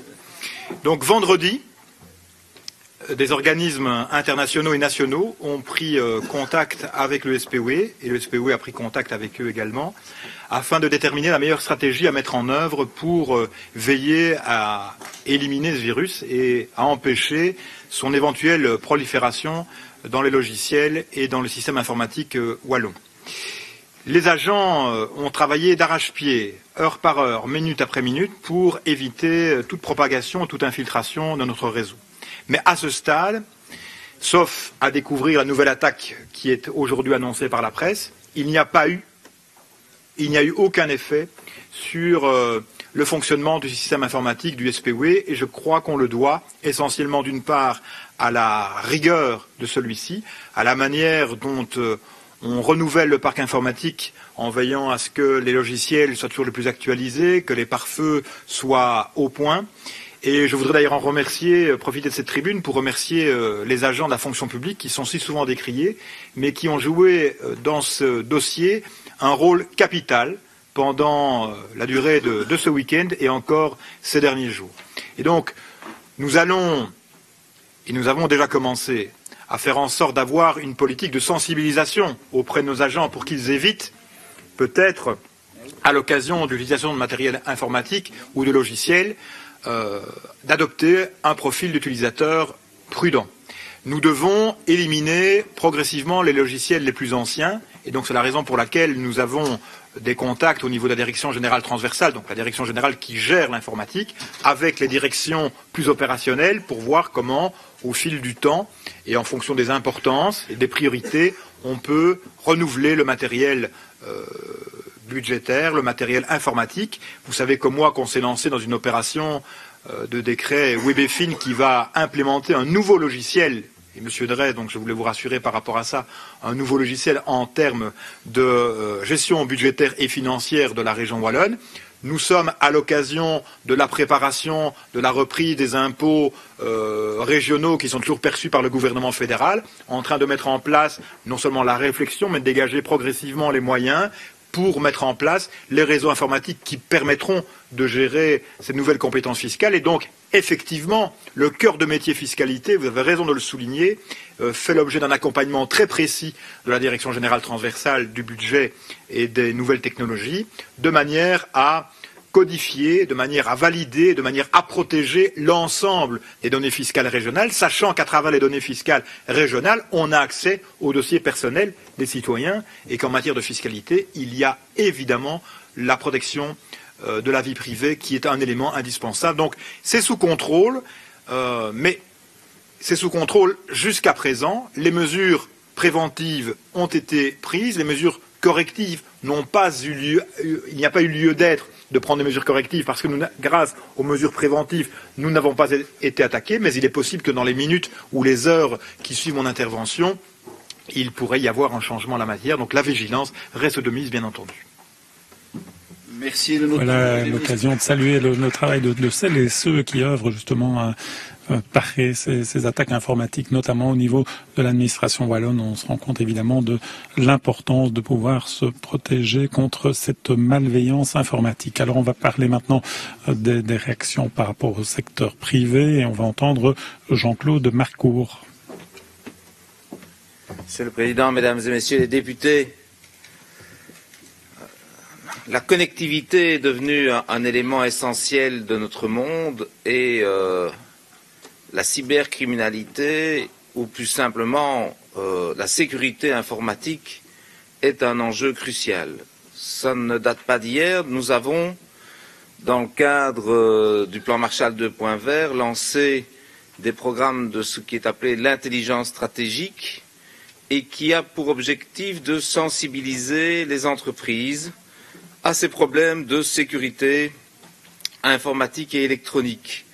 On parle beaucoup des vagues de cybercriminalité, et c'est vrai que c'est spectaculaire, mais en réalité, c'est tous les jours qu'il y a la possibilité pour un certain nombre d'acteurs de diffuser des virus qui peuvent être économiquement extrêmement importants, voire être considérés comme du vol d'informations dans une volonté concurrentielle. Nous sous-estimons encore aujourd'hui l'impact économique que ces vols de données, cette cybercriminalité représente et il est tout à fait évident que ce soit pour des motifs politiques ou économiques ou simplement de terrorisme, nous devons y être attentifs. Nous ne nous contentons pas d'informer et de proposer un certain nombre de solutions. Nous travaillons aussi en amont avec les universités, les centres de recherche pour déterminer comment nous protéger, comment faire des pare-feux, comment crypter les données de manière justement à permettre à nos entreprises de se positionner dans cet élément tout à fait concurrentiel. Je crois que ce sera un des enjeux fondamentaux de l'économie de demain et au-delà de l'économie, de la vie de chacun de nos concitoyens. Nous sommes beaucoup trop perméables par rapport à ces intrusions faites de manière malveillante et je crois que c'est un dossier sur lequel nous devrons revenir parce qu'il y va véritablement de l'évolution de notre société.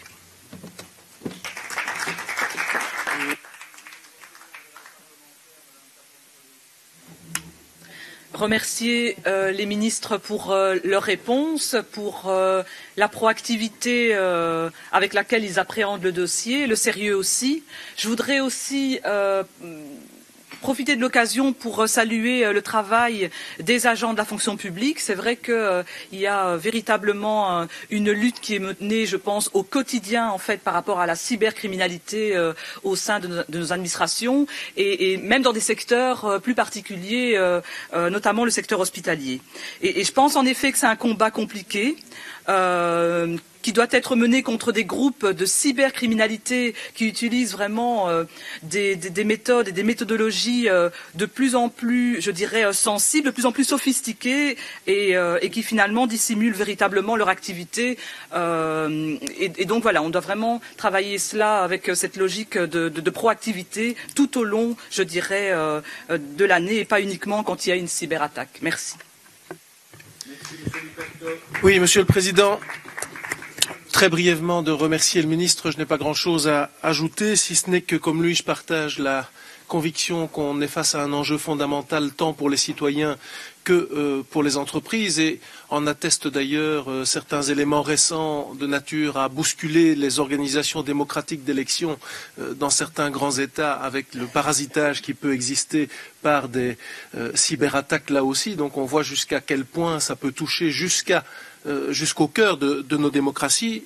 Un petit exemple pour indiquer, vous évoquiez la thématique du vol de données en l'espèce, Monsieur le Ministre.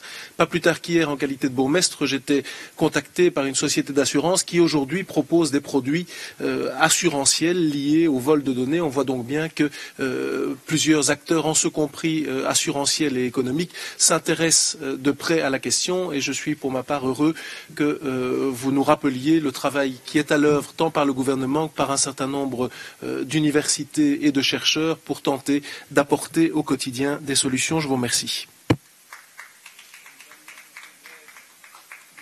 Oui, je voudrais juste profiter de cette réplique pour insister sur la question des audits en cybersécurité. J'avais tendu la perche et je n'ai pas eu beaucoup d'écho par rapport à ce point précis. Dans mon environnement non politique, j'en fais et on découvre des surprises, même là où on pensait que tout était sous contrôle. Et donc j'invite vraiment le ministre Lacroix à réfléchir à cela dans toutes les structures dont il a la charge directement ou indirectement. Et même si je ne l'ai pas interpellé, j'invite le ministre Marcourt à promouvoir l'outil qui est en place, je pense, dans le cadre de ses compétences, avec des chèques à la transformation digitale qui sont disponibles pour les PME et les micro-entreprises. Et je me permettrai de revenir vers lui par une question orale pour l'évaluation de ce type d'outil. Je vous remercie. Voilà qui clôture l'échange sur le sujet de la cybercriminalité. Un sujet qui est d'actualité malheureusement tous les jours. Voilà, on vient maintenant avec la question d'Olivier Marois sur le plan pour rénover le bâti wallon qui a été présenté tout récemment le 10 mai 2017. Stratégie à long terme pour la rénovation énergétique des bâtiments. Voilà, c'est le député Marois qui a déposé cette question, mais je vois qu'il reste à son banc. On l'a bien inscrit quand même. Voilà, c'est vrai qu'à l'ordre du jour qui nous a été communiqué, effectivement. Vous indiquer que Mme Warou avait retiré sa question. Donc la question, oui, c'est ça, oui, il y avait une question qui a été retirée, et donc maintenant, voilà, donc c'est Monsieur Marois qui va poser donc la question sur la rénovation du bâti wallon. Non, la question est également retiré. Et bien voilà, donc on avance à grands pas. Je pense qu'il y a une petite erreur d'aiguillage, Monsieur le Président, donc considérer que cette question est retirée. Je pense qu'il y a eu un souci. Voilà. J'investiguerai. Ça arrive, voilà. Voilà, on peut le regretter parce que c'était une question intéressante sur la rénovation du bâti wallon. Voilà, mais on avance donc avec maintenant une autre frustration, Monsieur le Ministre, vous aviez tout préparé. Maintenant, voilà, le ministre avait préparé sa réponse. On poursuit avec une question sur la distribution des contraceptifs dans les centres de planning familial. Question qui a fait l'actualité aussi hier, et c'est la députée Christine Montréal qui va porter cette question devant le ministre en charge de la santé, Maxime Prévost. Excusez-moi. Merci, Monsieur le Président. Moi, je vais effectivement bien poser ma question. Est-ce que c'est un problème d'actualité? C'est un problème important. Ça fait 30 ans que les centres de planning familial de Wallonie et de Bruxelles travaillent sur la contraception et les IVG.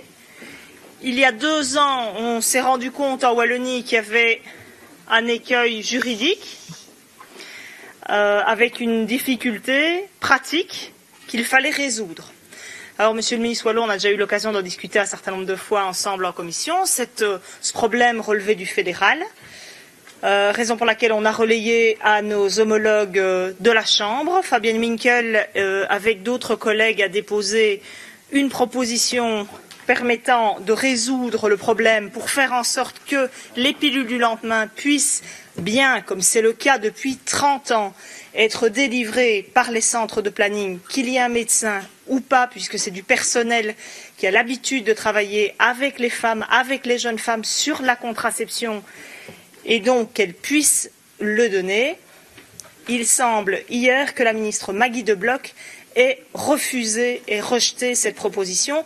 Alors évidemment, ça suscite énormément de réactions parce que cette décision n'est pas admissible. C'est au législateur à s'adapter face à la situation. Il y a des femmes et des jeunes femmes qui peuvent se trouver en détresse parce qu'elles vont sonner à la porte d'un centre de planning qui est un centre de référence, qui a de l'expertise pour s'occuper de la contraception et qui, quand elles viendraient frapper à sa porte, se trouverait face à un refus si on devait se reposer sur le cadre juridique tel qu'il est aujourd'hui. Et donc, Monsieur le ministre, je voulais savoir si vous étiez informé de cette situation, de ce refus. Et puis, il faut surtout qu'on en sorte et que la situation puisse perdurer. Il n'y a pas de raison que les centres de planning ne délivrent plus de pilules du lendemain. Qu'il y ait médecin ou pas médecin, ces femmes doivent avoir une réponse quand elles s'adressent au centre de planning, quand elles vont frapper à leur porte. Et donc, Monsieur le ministre, vous qui avez la responsabilité des centres de planning, on sait que c'est une responsabilité conjointe, je voulais avoir votre réaction et votre proposition sur ce problème aigu. Je vous remercie. Voilà, un problème aigu, problème d'actualité actuellement. Donc les centres de planning délivrent notamment en Wallonie 5000 pilules du lendemain et ça leur serait dorénavant, semble-t-il, interdit. Merci Monsieur le Président, chers collègues, Mesdames et Messieurs les parlementaires, Madame la députée, votre question est effectivement pleinement d'actualité. Les observateurs auront remarqué depuis 24 heures beaucoup d'inquiétudes et d'étonnement sur ce sujet. La position qui est la mienne et celle du gouvernement a toujours été limpide. Nous ne souhaitons en aucune manière remettre en cause la faculté pour les centres de planning familial de délivrer les moyens contraceptifs appropriés, qu'il s'agisse de préservatifs, pour lesquels d'ailleurs il n'y a pas d'enjeu problématique, de la pilule plus classique et de la pilule dite du lendemain.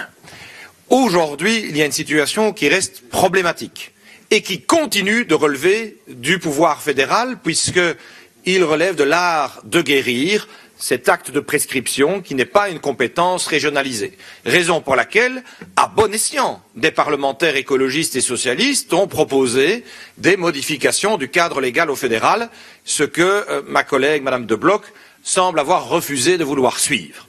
Et j'ai pu évoquer hier ma surprise quant à la réaction de Madame De Blok, puisque depuis 3 ans bientôt, je ne cesse de l'interpeller pour qu'il y ait une évolution du cadre fédéral permettant en toute sécurité et sérénité au centre de planning familial de continuer à faire cette délivrance sans être rattrapé et frappé sur les doigts en vertu de cette interprétation un peu souple du cadre légal. Et force est de constater que n'ayant jamais obtenu de réponse, Madame De Blok ayant toujours dit qu'elle n'avait pas l'intention de modifier la loi, notamment sur base des avis de l'Académie royale de médecine et également du Conseil supérieur des médecins spécialistes et généralistes, mais en devant faire contre mauvaise fortune bon cœur, j'ai fait des propositions pour permettre une interprétation un petit peu souple du cadre et évoquer un modus operandi qui, s'il n'est pas le plus clair, le plus net et le plus souhaitable, a au moins comme atout de rassurer le secteur et de permettre cette délivrance dans une série de centres pour lesquels il y a une absence de médecins. Et c'est sur base finalement de la démarche pragmatique que je lui ai proposée, à défaut de voir venir une modification législative qu'elle ne veut pas, qu'elle a répondu hier que finalement ce n'était plus de son ressort, que c'était de la compétence des régions. Je trouve que c'est bien mal payé le fait d'être quelque part volontariste dans l'esquisse d'une solution de bon sens.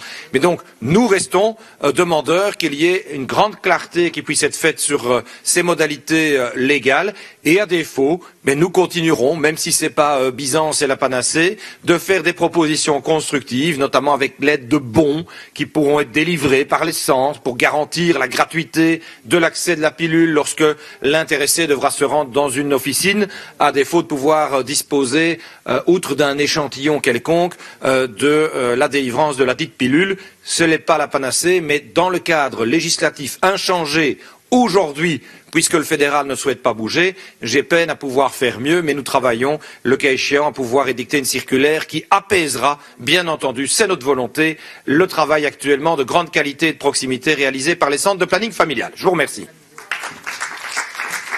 Nous revenons vers Madame Montréal. Voilà, je voulais d'abord remercier le ministre pour l'intérêt qu'il porte à la question et je sais qu'il la suit, je veux le souligner depuis 2 ans, pour essayer de trouver une solution. Je pense qu'à ce stade, il faut travailler en 3 temps. 1, il faut rassurer les centres de planning et permettre une certaine latitude pour qu'ils puissent continuer à donner des pilules du lendemain aux femmes et aux jeunes filles qui viennent les trouver. 2, il y a un côté absolument absurde à la situation, vous l'avez dit d'ailleurs. On entre dans une pharmacie, on demande une pilule du lendemain, on l'obtient. On va sur Internet, on veut prendre une pilule du lendemain, on pourrait la recevoir. Évidemment, il y a le côté urgent, donc le côté Internet, c'est trop long. Donc, ce que Madame de Blocq voudrait, ou bien la solution transitoire, ou la solution qui serait admissible, ça serait de se dire, on va dans un centre de planning, on nous dit, ah non, on peut pas vous le donner, mais on peut vous donner un bon, et vous allez aller dans une pharmacie. Mais il faut se mettre à la place de ces femmes qui sont dans une situation urgente et qui, dans les 24 heures, doivent ingérer un médicament pour ne pas se retrouver dans une grossesse qu'elles ne souhaitent pas.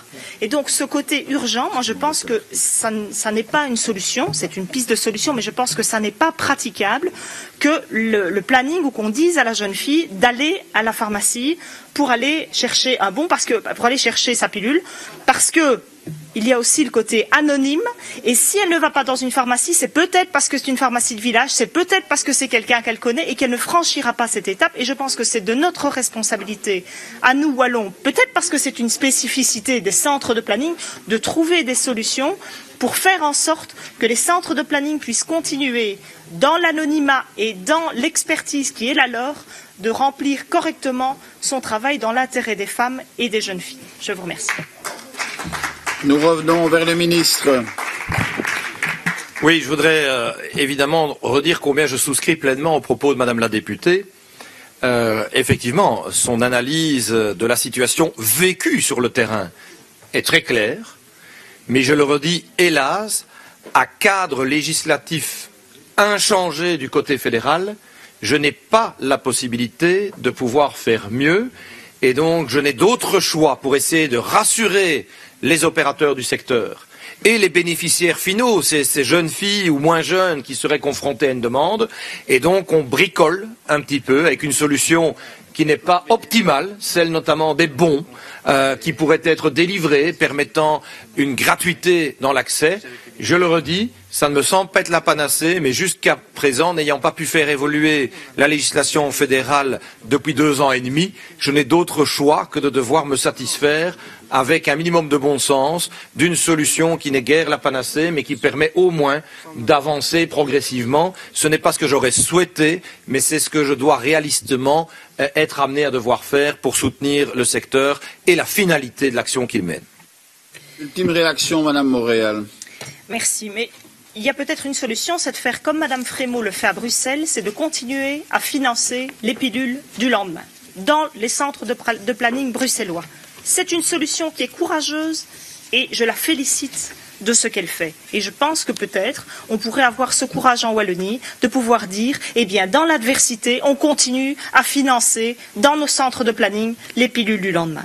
Et 2, je vous adjure, Monsieur le Ministre, de ne pas céder et de ne pas dire aux centres de planning qu'ils ne peuvent plus à ce stade. Je vous adjure d'avoir une certaine latitude vis-à-vis d'eux, et sinon, de toute façon, je pense qu'ils ont un côté militant, qu'ils ont ancré en eux depuis plus de 30 ans, pour continuer à faire ce qu'ils font très bien depuis 30 ans.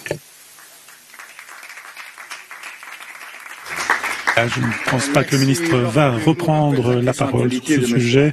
Alors on poursuit maintenant avec une question qui va revenir sur un scandale qui touche une intercommunale, l'ISPPC, l'intercommunale de santé publique du pays de Charleroi, qui est dans la tourmente pour le moment. Plusieurs articles de presse sont parus à propos de cette intercommunale et c'est Pierre-Yves Jolet qui relaye cette question. Merci Monsieur le Président, Monsieur le ministre, de révélation en révélation concernant l'ISPPC, d'abord concernant les salaires, le salaire du directeur général, les doubles rémunérations, un directeur d'une structure de l'intercommunal détaché dans un cabinet de la Fédération Wallonie-Bruxelles qui continuait à percevoir ses frais. Ça, c'était le premier élément. Deuxième élément, c'est des révélations, et je pense qu'il faut être prudent. Il faut être prudent, révélations anonymes, mais par rapport quand même à des faits qui seraient relativement graves, puisqu'on parle d'abus de biens sociaux, de corruption dans le cadre de marchés publics, donc ce n'est pas rien. Ce matin, une nouvelle annonce de la presse que des sommes reçues de huissiers par rapport à un certain nombre de créances qui ont disparu dans la nature, qui ne sont en tout cas pas arrivées dans les caisses de l'intercommunal. Tout ça évidemment ternit l'image de la Wallonie. Et donc, outre le dossier information judiciaire, voire autre chose par la suite, outre les mesures en interne qui sont prises par les responsables de l'intercommunal, moi je voulais vous interroger. Avez-vous connaissance de certains faits? Quelles sont les initiatives que vous avez prises? Les initiatives que vous avez prises, ça veut bien dire ce que ça veut dire. Est-ce que vous avez évoqué le dossier au gouvernement? Est-ce que vous avez pris des initiatives d'enquête administrative? Est-ce que vous allez prendre l'initiative d'envoyer un commissaire spécial? Bref, quel est l'état du dossier à votre connaissance et quelles sont vos initiatives et les initiatives du gouvernement? Je vous remercie. Voilà une question donc au ministre Pierre-Yves Dermagne, sous l'oreille attentive du président de cette intercommunale qui siège ici comme député. C'est le député wallon Nicolas Tsatenatos. Merci Monsieur le Président, chers collègues, Mesdames et Messieurs les députés. Alors oui, Monsieur Géolet, comme vous, j'ai pris connaissance de cet email de dénonciation qui a été envoyé aux membres du conseil d'administration lors de leur dernière séance, à la fin de cette séance. Je voudrais tout d'abord, comme vous, être prudent par rapport aux faits qui y sont dénoncés, puisque c'est un courriel anonyme qui a été envoyé aux membres du CA. Mais je voudrais tout d'abord souligner la réaction qui a été celle des membres du conseil d'administration, du président, des vice-présidents en particulier, de transmettre directement ce courriel de dénonciation aux autorités judiciaires et au procureur du roi en particulier. Souligner aussi les décisions qui ont été prises de vouloir s'entourer de conseils juridiques plus spécifiques dans toute une série de matières. Je pense qu'il fallait le rappeler, ce sont des décisions qui ont été prises rapidement dès la réception de ce courriel de dénonciation. En ce qui me concerne, monsieur le député, je ne suis pas non plus resté les bras ballants. Tout d'abord, en ce qui concerne les questions soulevées relatives aux rémunérations de toute une série de travailleurs, de directeurs, ainsi que de jetons de présence versés à certains administrateurs. J'ai, comme je m'y étais engagé, sollicité mon administration pour ouvrir une enquête. Le rapport ne m'est pas encore arrivé. Je pense que des échanges ont encore lieu ces dernières heures entre mon administration et les responsables de l'ISPPC. Et en ce qui concerne les faits dénoncés et les suspicions de fraude dénoncées dans ce courriel reçu avant-hier, j'ai, en concertation avec le ministre-président, pris la décision de solliciter le gouvernement pour envoyer un manager de crise au sein de l'ISPPC qui sera chargé de procéder à un audit à la fois des processus de gestion interne et un audit qui se basera également sur les faits dénoncés dans ce courriel anonyme. Ce manager de crise devra me faire rapport à bref délai et, bien entendu, sur la base des informations qui me seront remontées, j'envisagerai des mesures de tutelle beaucoup plus spécifiques. Je vous remercie. Monsieur Jolet.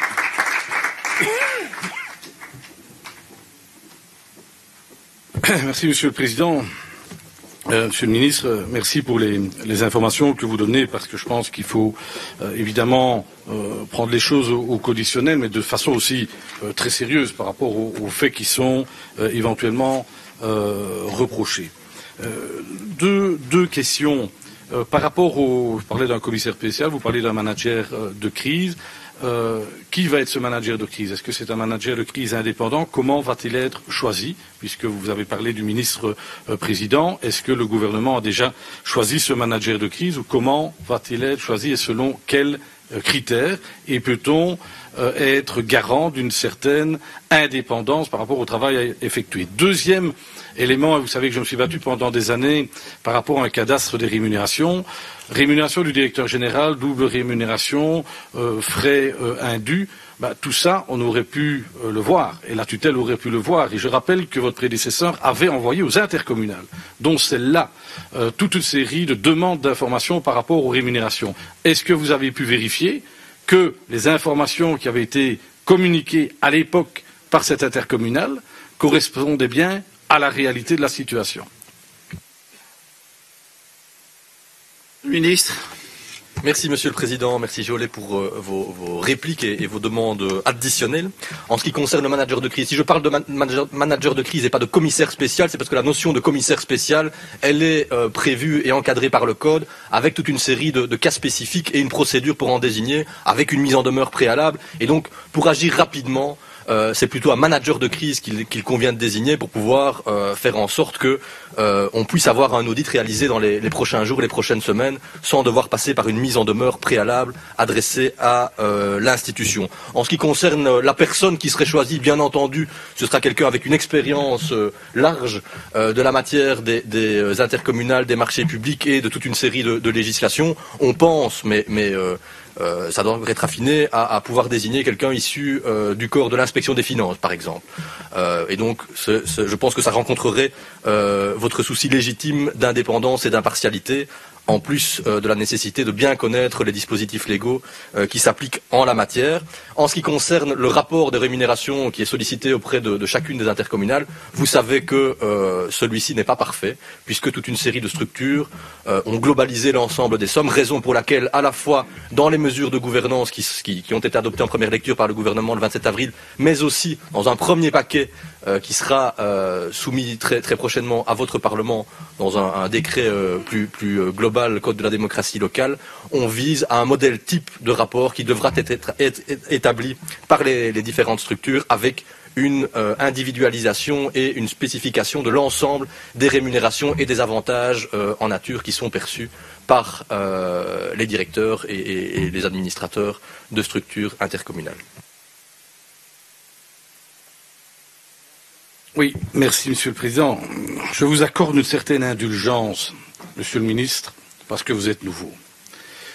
Mais quand je vois le nombre d'heures que j'ai passé à tenter de convaincre vos prédécesseurs par rapport à avoir toute la clarté sur les rémunérations, je peux vous dire qu'on n'en serait pas là aujourd'hui. Et ce qu'on a balayé du côté de votre majorité, balayé par rapport à tous les arguments, par rapport à tout ce qu'on a défendu au niveau du MR par rapport aux rémunérations, je pense qu'on n'en serait pas là aujourd'hui. Deuxième remarque par rapport au manager de crise, je prends note.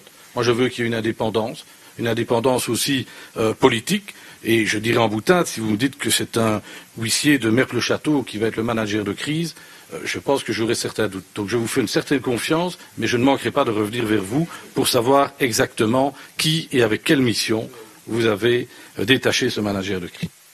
Voilà donc l'information du jour. Donc c'est la désignation d'un manager de crise pour venir contrôler un peu les dysfonctionnements de l'Institut de santé publique du pays de Charleroi. Donc actuellement dans la tourmente. On va parler d'un sujet un peu plus léger maintenant, mais important aussi. C'est la réforme qui est en route du permis de conduire. Merci Monsieur le Président. Bonjour Monsieur le Ministre, chers collègues. Comme vous le savez, la Wallonie ne figure pas parmi les meilleurs élèves européens en matière de sécurité routière routière, particulièrement pour les jeunes conducteurs et inexpérimentés.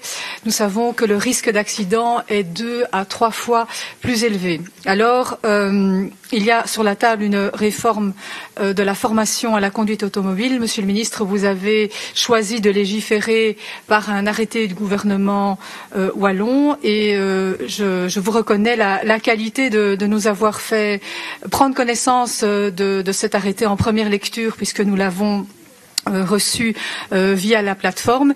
Et donc, à la lecture de celui-ci, si l'on peut se réjouir de l'utilisation de la matrice GDE, donc la matrice Goal for Driver Education, qui est en fait un cadre de référence reconnu de manière internationale pour la conduite automobile et qui non seulement utilise des outils techniques mais aussi développe des compétences comportementales et donc notamment de perception des risques. Il y a quand même un certain nombre de questions par rapport à la concrétisation de cette réforme et notamment l'implémentation de ces principes dans la formation, aussi le secteur de la professionnalisation de tous les acteurs, notamment donc des auto-écoles. Et donc moi j'avais plusieurs questions puisque vous aviez fait part, excusez-moi je dépasse un peu le timing, mais vous aviez fait part de groupes de travail qui se réuniraient à partir de cette première lecture. Où en sont ces groupes de travail, Monsieur le Ministre? Vous attendez l'avis du Conseil supérieur de la sécurité routière qui devrait vous être parvenu hier. Avez-vous déjà pris connaissance de ce rapport et quelles sont ses orientations? Avez-vous aussi, Monsieur le Ministre, des contacts avec le secteur de l'assurance, puisqu'on sait que les primes sont particulièrement élevées pour les jeunes conducteurs et donc des négociations sont-elles possibles pour faire en sorte que ces primes soient plus faibles? Et enfin, par rapport au timing et au délai, est-ce que pouvez-vous nous donner une idée du délai, puisque vous avancez comme date de mise en œuvre le 1er janvier 2018 et donc j'aurais voulu avoir des informations à ce sujet. Je vous remercie. Voilà, beaucoup de questions donc par rapport à cette réforme du permis de conduire qui est devenue aussi une compétence de la Wallonie, un travail qui est en cours avec un arrêté qui est en première lecture.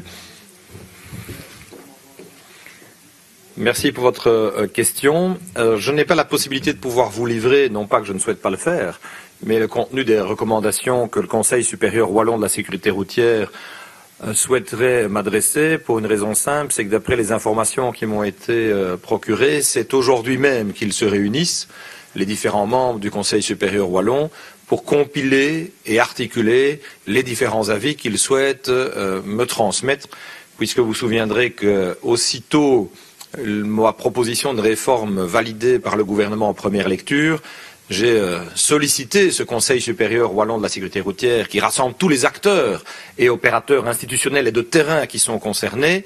Ces acteurs ont d'ailleurs mis en place différents groupes de travail dont les conclusions sont en train de se finaliser et donc l'avis devrait me parvenir tout prochainement. Avec la même transparence qui a prévalu à la transmission à l'attention des parlementaires de cet arrêté en première lecture, je vous ferai parvenir également l'avis que le Conseil supérieur wallon de la sécurité routière voudra bien m'adresser.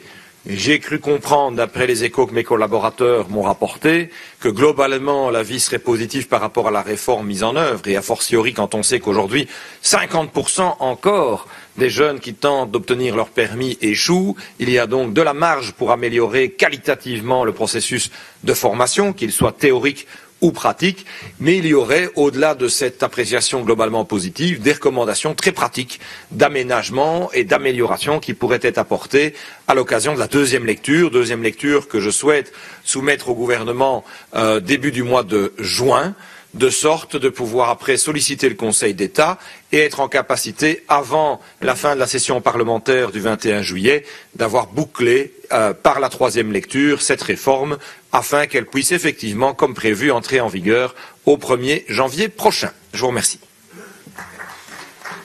Merci. Je vous remercie, Monsieur le Ministre, pour vos réponses. Je vous avoue que d'après les éléments que nous avons sur votre réforme, ce qu'il y a sur la table est nécessaire. mais me semble insuffisant parce que la matrice GDE, les nouvelles notions qu'elle développe, c'est quand même une petite révolution dans le monde de la formation, tant au niveau des apprenants que pour les guides, qu'ils soient de filière libre ou les guides professionnels. Et donc j'ai quand même vraiment des doutes à ce qu'il y a sur la table, que cela puisse être en tout cas mis en place avant le délai que vous êtes fixé. Je pense aussi qu'il y a peut-être notamment tout ce qui concerne la professionnalisation du secteur, la formation des guides eux-mêmes. Ça, on n'aborde pas dans l'arrêté. Et ça, c'est quand même des questions qui restent pendantes et qui m'inquiètent un peu. Quid du continuum pédagogique, ça fait quand même partie aussi d'un projet de réforme globale. Donc, quand je parle de continuum pédagogique, ce sont aussi les liens avec la Fédération Wallonie-Bruxelles. Et je sais qu'on n'est nulle part, puisque j'ai interrogé votre collègue encore dernièrement. Et donc, moi, je pense que la réforme, elle devrait être beaucoup plus ambitieuse, plus vaste.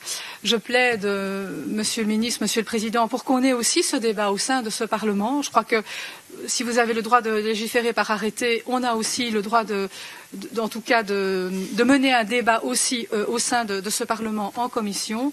Parce que, Monsieur le Ministre, quand vous voyez les chiffres qui sont encore publiés hier par million d'habitants, la Belgique a 122 jeunes tués contre 47 chez nos voisins des Pays-Bas. Et je pense qu'il y a vraiment urgence en la matière et qu'il faut maintenant aller de l'avant. Je vous remercie. Voilà qui clôture l'échange. Le ministre va intervenir. Je voudrais rappeler à Madame Debu que si j'ai d'initiative, alors que je n'y suis pas contraint, transmis au Parlement, et vous l'avez souligné avec courtoisie, cet arrêté en première lecture, c'est expressément pour que, en commission, on ait la faculté d'avoir un débat sur le sujet. Mais vous conviendrez que c'est aux parlementaires à devoir eux-mêmes déterminer l'agenda de leurs travaux. Ce n'est pas à moi de l'imposer, mais très clairement, et je l'ai déjà dit à plusieurs reprises, je suis entièrement à votre disposition pour avoir ce débat de fond.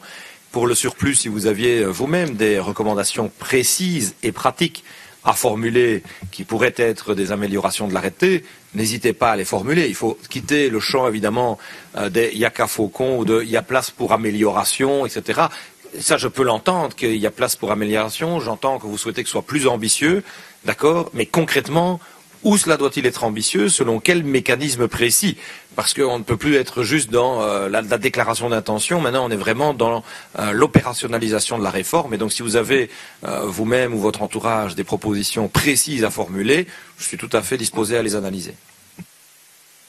Oui, je vais rassurer Monsieur le Ministre, nous avons des propositions très concrètes en la matière qui sont dans le pipe et qui seront prochainement déposées. Et donc je prends la balle au bond pour qu'on puisse avoir ce débat au sein du Parlement. Et nous avons vraiment des questions très précises et ponctuelles sur ce qui est déjà sur la table, mais aussi des propositions pour aller beaucoup plus loin en matière d'amélioration de la formation de la conduite automobile. Et donc nous reviendrons en temps utile en commission, je peux vous le garantir. Merci. Voilà, donc le dossier sera suivi. On poursuit maintenant avec la question suivante. Et là, c'est une question très technique. Il sera question de la pénurie d'un certain nombre de matériaux qui entrent dans la production de matériaux d'isolation. Voilà, le MDI.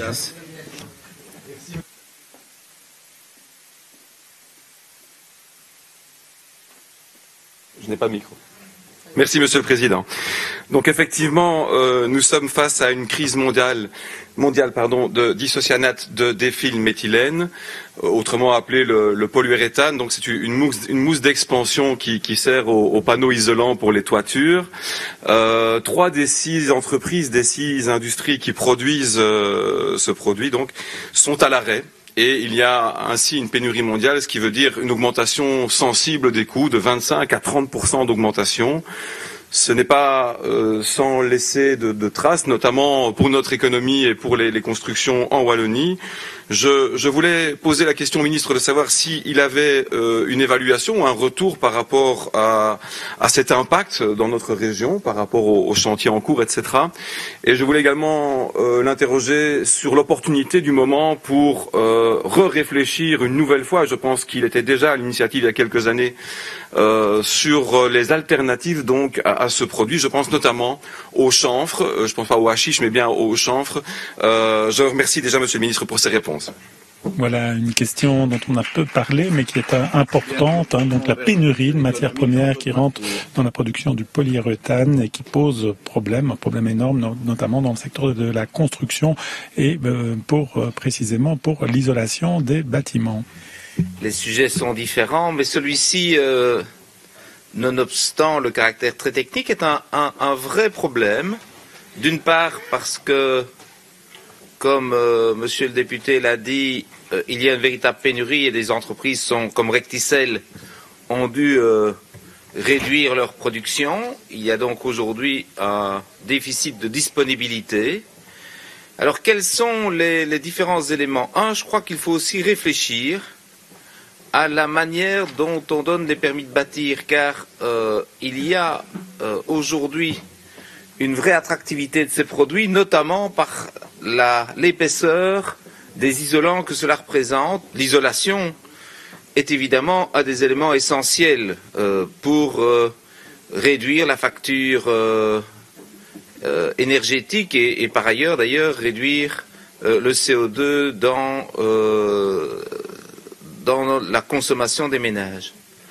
2, vous avez abordé, on n'a pas d'idée très précise sur l'impact que cela a aujourd'hui dans la construction en elle-même. Je n'ai pas, entre le moment où j'ai reçu votre question et à cet instant, pu déterminer cet élément, mais ça mériterait sûrement de voir avec la Chambre de la construction quel impact cette pénurie peut avoir. 2, comme je l'ai dit, il faut avoir une réflexion sur les permis de bâtir et sur le type de construction.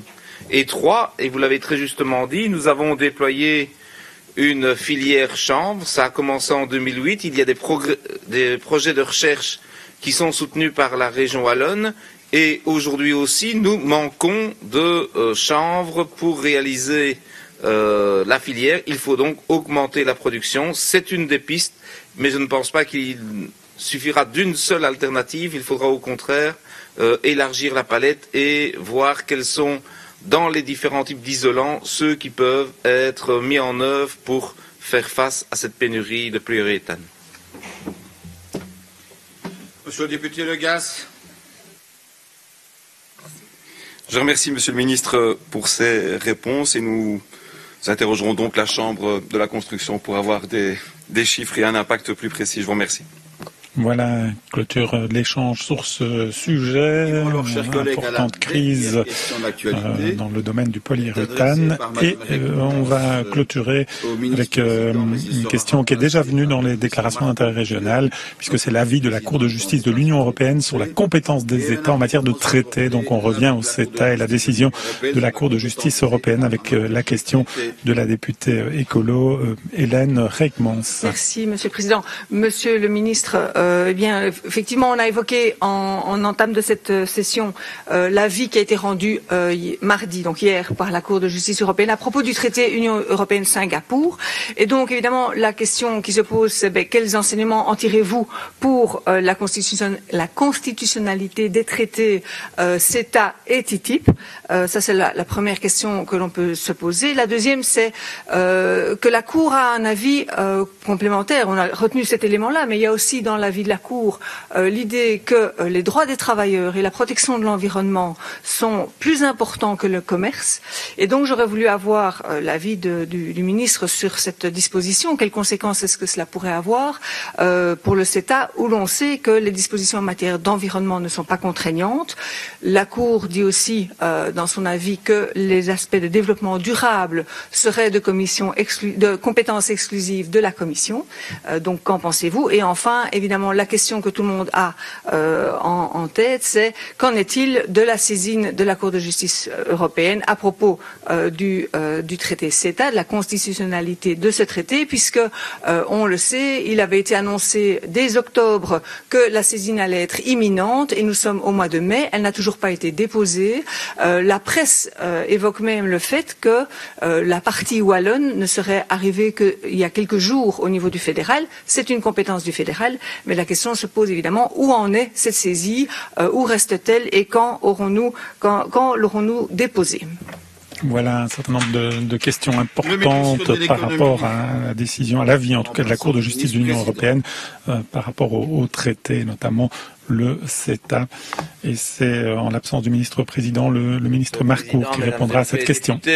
Nous pouvons d'abord marquer notre satisfaction de voir la Cour européenne de justice donner raison à la thèse que nous avons toujours défendue sur la compétence des États et par le même de votre Parlement pour ratifier l'ensemble de ces traités dits de nouvelle génération et qui ne sont pas uniquement des traités de commerce. Je pense qu'il faudra effectivement analyser avec précision et attention l'ensemble du texte. Comme Mme Reikmans l'a indiqué, il n'y a pas que la compétence rationnée matérielle qui a été mise en œuvre, mais aussi un certain nombre de principes, notamment sur les droits sociaux et environnementaux.